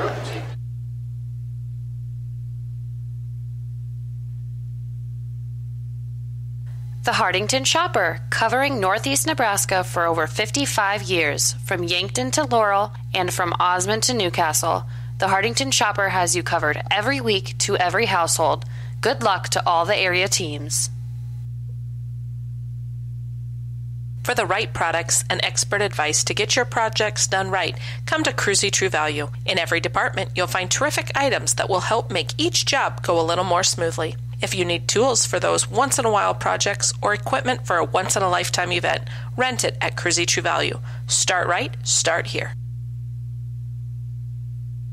Your 24-hour fitness center, Reps, challenges you to commit to be fit. Stop by and check out the fitness equipment and our complete array of weight machines. We'll be right back with Reps after this big 4th down play here from the Wausa Vikings. 4th and 16. Hagee rolling into the right, back to pass, throws it deep, nobody there, and turnover on downs.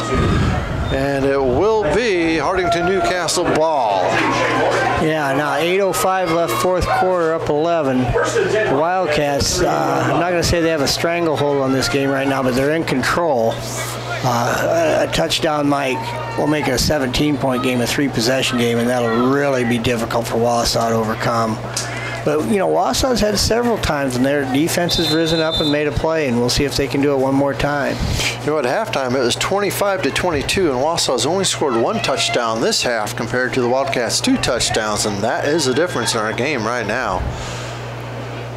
1st and 10 from the 38-yard line. Morton hands off to Cook. Short gain on the play off the right-hand side. Like I said, I will say coming in, Wausa's 2-4 record, 0-3 in the district has been deceiving. They're a good football team. 37-yard line. Thanks everybody for joining us in here on Hartelco TV, and we want to remind you we do have Channel 4 KTIV out of Sioux City available where you can't get it on the Dish Network, so give us a call and we'll get you NBC programming again on Monday morning. Nice gain on the play by Cook. Brings it off the right-hand side. Going to bring up 3rd and 4 for the Wildcats. Again, what a difference it makes. Cooks makes the first guy miss, but when he finishes the run, he finishes it going forward. And now you've got like a third and 4 instead of a 3rd and 6. Ball is about the 33-yard line. One receiver out to the left. In motion is Heitman. Fake it to him. Morton back to pass. Rolls to his right. Now he's going to tuck it and run. He's got an opening. I think there is a flag down. Morton still on the run. Down inside the 20. Down to the 15-yard line. I have a feeling we're going to have a holding call. Yeah, that one's going to come back. That was a really nice run by Shea. And again, even more than that now, you're going to have a 3rd and long. 6:41 left. If you're the Wildcats, you just love to keep possession if you can. But we'll see what they dial up now, 3rd and long. And if they don't make this first down or short yardage, you think they've got to kick it away and not take a chance on giving any more yardage away to the Vikings than they need to. So we'll call it 3rd and 14 from their own 38-yard line now. Again, Heitman in motion. Same play. Morton back to pass and picking it up as McPhillips has got a first down and an opening down to the 10, the 5, and touchdown Lincoln McPhillips. What a catch, what a run. 42-yard touchdown pass from Morton to McPhillips, and that may seal the ball game here with 6:21 remaining. Yeah, it's going to be real difficult for Wausa now because right now they're down 3 scores. Again, they had pressure on Morton. He wasn't able to deliver his best ball, but he's able to get it up there and let his playmaker, McPhillips, make a play, and Lincoln did just that.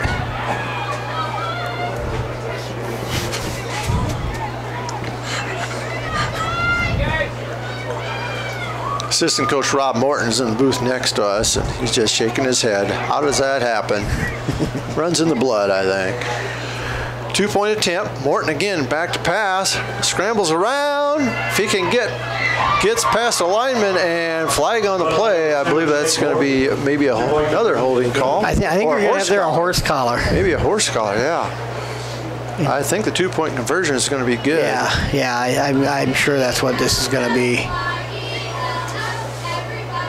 No flag on that play. Just say at the back of the jersey instead of the collar. 6:21 to go in the game. The score is Newcastle 49. So that extends the lead to 49-30. Wildcats over the Vikings here with 6:21 remaining in our contest. Your 24-hour fitness center, Reps, challenges you to commit to be fit. Stop by and check out the fitness equipment and our complete array of weight machines. Reps is now offering fitness and gymnastic classes. Call 402-254-2474 or 402-920-1026 or visit us at www.repsfitness.com. Heine Electric services and is a dealer for both Valley Irrigation and Sukup Grain Systems. In addition to the equipment lines, we drill wells, install pumps, perform crane work, and provide trucking and earth-moving services. Located in Hartington and Vermilion, South Dakota, give us a call today at 402-254-2568. And back with you at Russ Hookstein Field. This is Mike Becker along with Ken Kneifel and Corey Pearson tonight. 6:21 remaining. We've had a heck of a shootout here at Russ Hookstein Field. 49-30 Wildcats over the Vikings, and it was a close call.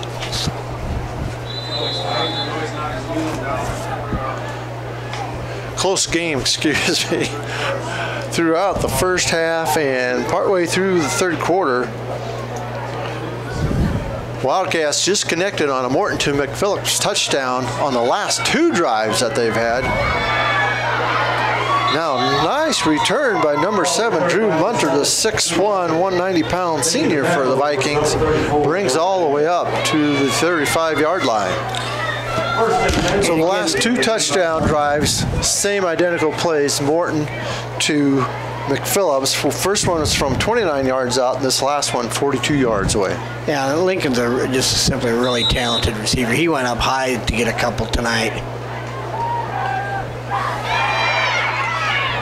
And Munter brings it up past midfield all the way down to the 33-yard line. And Mike, we've heard so much about Gatlin Hagee, and for good reason. That young man's tremendous. But this Munter kid's played a nice ball game for Wausa. The Kaiser kid's played a nice ball game. That freshman lineman Anderson's done well. And a nice pass caught by number 21. That's Dawson Thorell, Jr.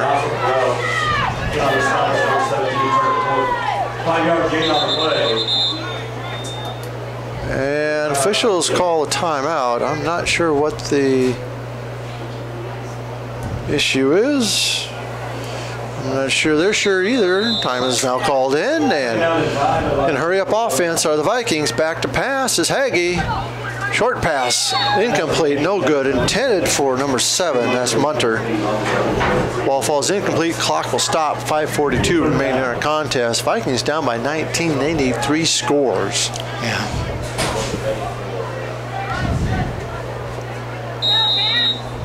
Going to be a big hill to climb for them.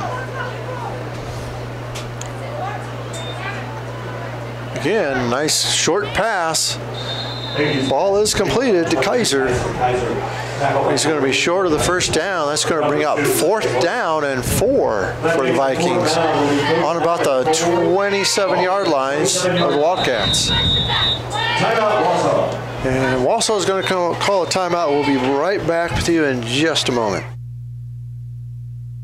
Plumbing and Electric Services of Hartington specializes in field tile and irrigation pipe installation, but can handle any plumbing or electrical job that you might have. We have experience in new home and remodel builds, trenching of water and electrical lines, and all your dirt work and excavating needs. Call Plumbing and Electric Service today at 402-254-6895.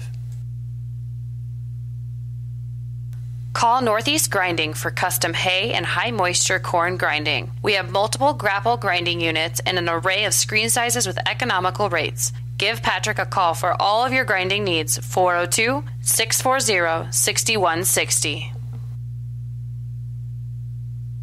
Pizza Hut is a proud supporter of the schools. Ask about their weekly specials or dine in at Pizza Hut after the game.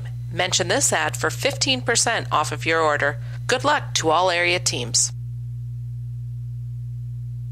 For over 40 years, Town & Country Insurance has provided quality insurance. And we're back here on 4th down. Hagee keeps it, and he is going to be brought down short of the first down. Big defensive stand there for trucking Wildcats. Yeah, so on that series, the Wildcats are able to hold them. Wausa's got to spend a timeout, so the Wildcats are firmly in control of this now with 5:18 left in the ball game at 49-30. The big thing right now will be to take care of the football. And we're just, we'll run down our scoring summary at the end of the game, but during that timeout, Ken and I were looking at it, and Shea Morton has 6 touchdown passes this evening. And I'm not sure what the single game school record is.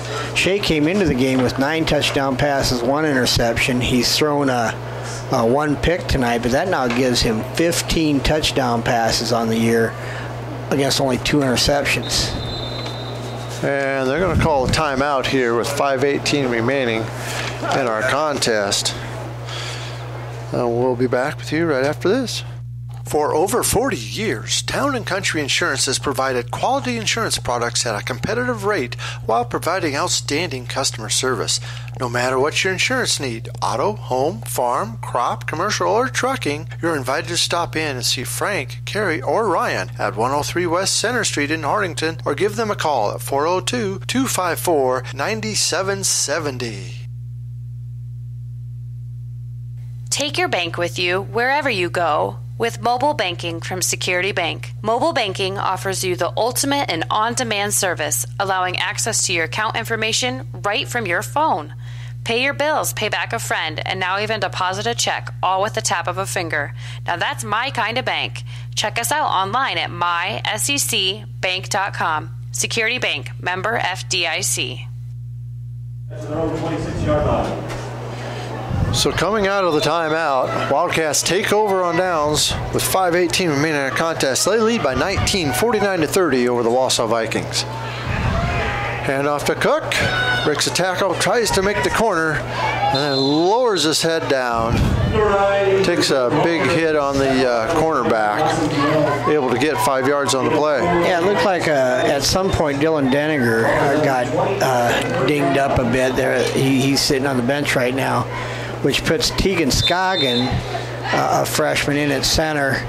And they've also got a guard that's a freshman. So right now the offensive line for the Wildcats in the interior three features Morgan Cook, a junior, and then two freshmen. And little pressure on Tegan right now to just deliver the snaps cleanly in the shotgun. 2nd and 5. Morton in the shotgun. Cook, nice run off the right side for a first down. Yeah, if you're Hartington Newcastle right now, that's exactly what you want. 2 Cook runs, a first down, the clock keeps moving. Wausa's down to 1 timeout. And we're going to have to choose our players of the game here. I know Coach Ken and I have been talking over in between the breaks. I think we've got some picked here. We'll wait a little bit to announce those, but I think one week is pretty obvious. That's quarterback Shade Morton with 6 touchdown passes on the night. And I think the other one's probably obvious too. We'll talk about that coming up here. And they're letting the clock run down. Going to take as much time as they want. They're under 3 minutes now, and quarterback blitz, excuse me.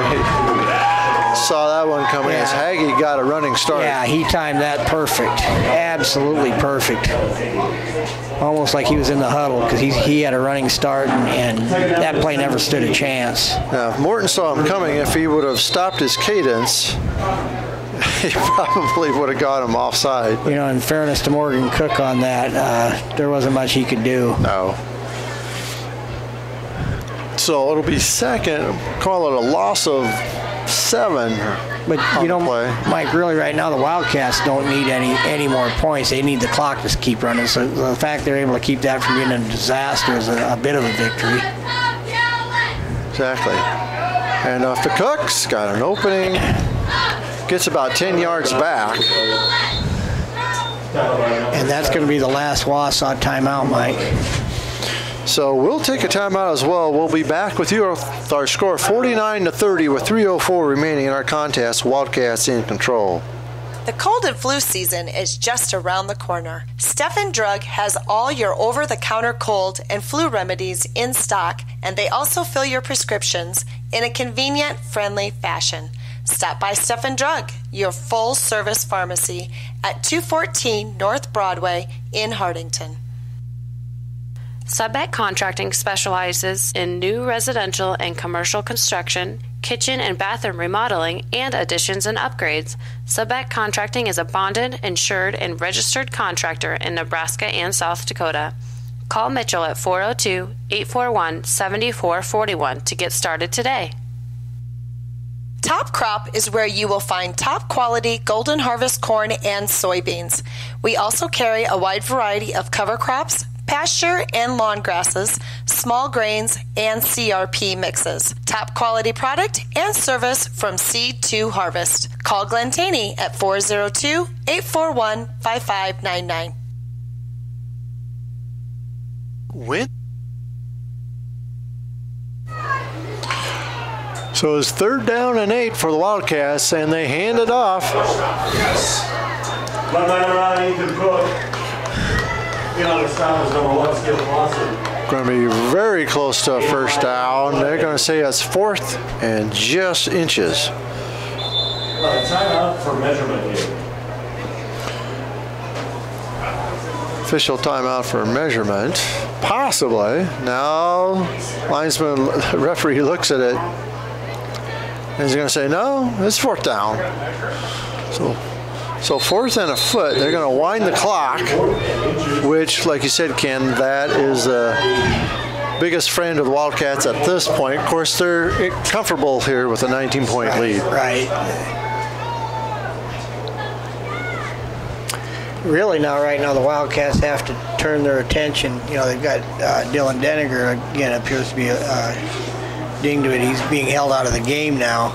They're going to need him, and they're going to need all hands on deck next week for Bloomfield when these come to town. That's right. Next Thursday night, we do have a timeout on the field, but next Thursday night, Bloomfield comes to town. They are undefeated on the season, and they handled Randolph rather easily a couple weeks ago, and Randolph gave the Wildcats all they could handle and more.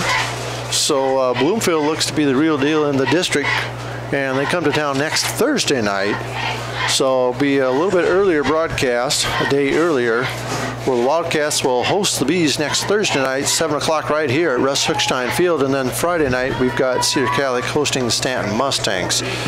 Right, and as I understand it, the Bloomfield team is no different than so many of the Bloomfield teams in the past. They're big, they're physical, very strong up front, and will obviously be probably the Bloomfield power versus the Wildcat speed next week. The Bees tonight are actually playing Wynot, so it'll be interesting to see how that game comes out.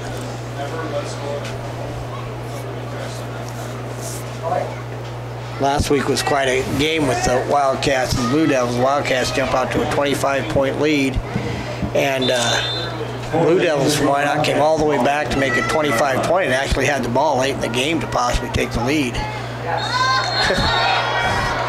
And this time, Hagee tries to time his blitz, and like we talked earlier, quarterback did not fall for it. So a 5-yard penalty, 1st down, and that will seal the game. We're going to take one more ad. We'll be back here in just a second.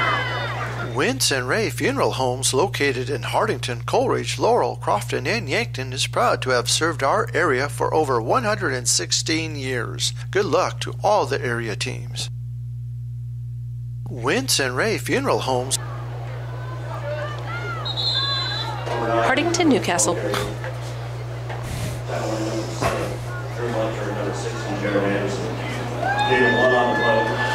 Gain of 1 on 1st down here. The clock keeps ticking here. 2 minutes remaining in our contest.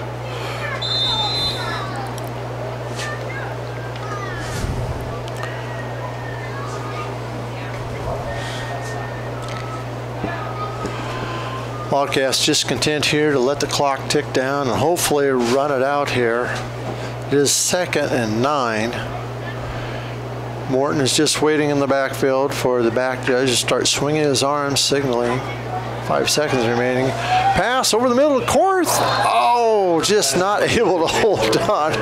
He's disgusted with himself. But that was a good play. You know, it's slick out there. Well, we will announce our players of the game here. I think I mentioned before, Shea Morton with 6 touchdown passes. You can't just ignore him on that one. And I'm not sure what the school record is for most touchdown passes in a single game, but that's got to be in the neighborhood. Hand off to Cook. Breaks a tackle. Cuts it back. He's going to be knocked down inside the 5-yard line. And that is going to be our 2nd player of the game. Ethan Cook has been just a workhorse on the ground tonight for the Wildcats. The game plan was pretty simple tonight. We're going to pound Cook. And again, you've got some other players that sure were worthy of mention. Lincoln McPhillips has been a force catching the ball. I think the offensive line somehow deserves a fair amount of credit because 6 touchdown passes and Ethan Cook's numbers don't stop. You bet. Don't happen without those guys. So I think we're going to give a 3rd one to number 34, Dylan Denninger. Yeah, he's been at the center of that line that, like you said, it's right in the middle of that. And I thought Dylan also played a nice defensive game tonight when he was in. And I also thought Shea Morton, for all his 6 touchdown passes, he himself had a nice defensive game. And with 1st and goal from the 4-yard line, Hartington Newcastle takes a timeout with 55.9 seconds remaining. So we'll keep it right here tonight. Again, our players of the game are number 2, Shea Morton with 6 touchdown passes. Number 9, Ethan Cook. I'm not sure how many yards he has. He's certainly up over 100 yards tonight. He has just been a workhorse. And then Dylan Deniger from the line has been making an awful lot of good blocks, along with all of the other linemen out there as well. You know, we've had Morgan Cook's name called a few times, Turner Korth, Jake Pites.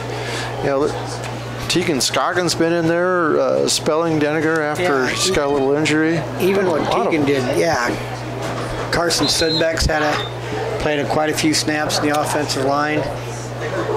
This is a good victory because, like I said, Wausa has got a nice little team.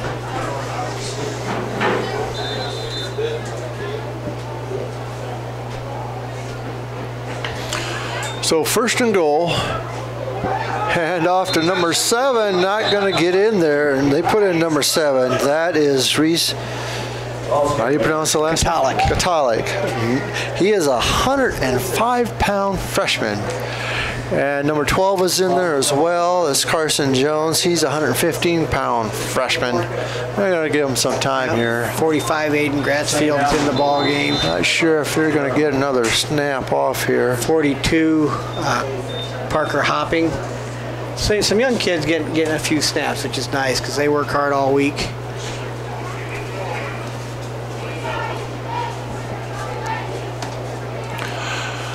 So 2nd and goal. Morton back there. This will be our last play of the game. Hands it off to number 15.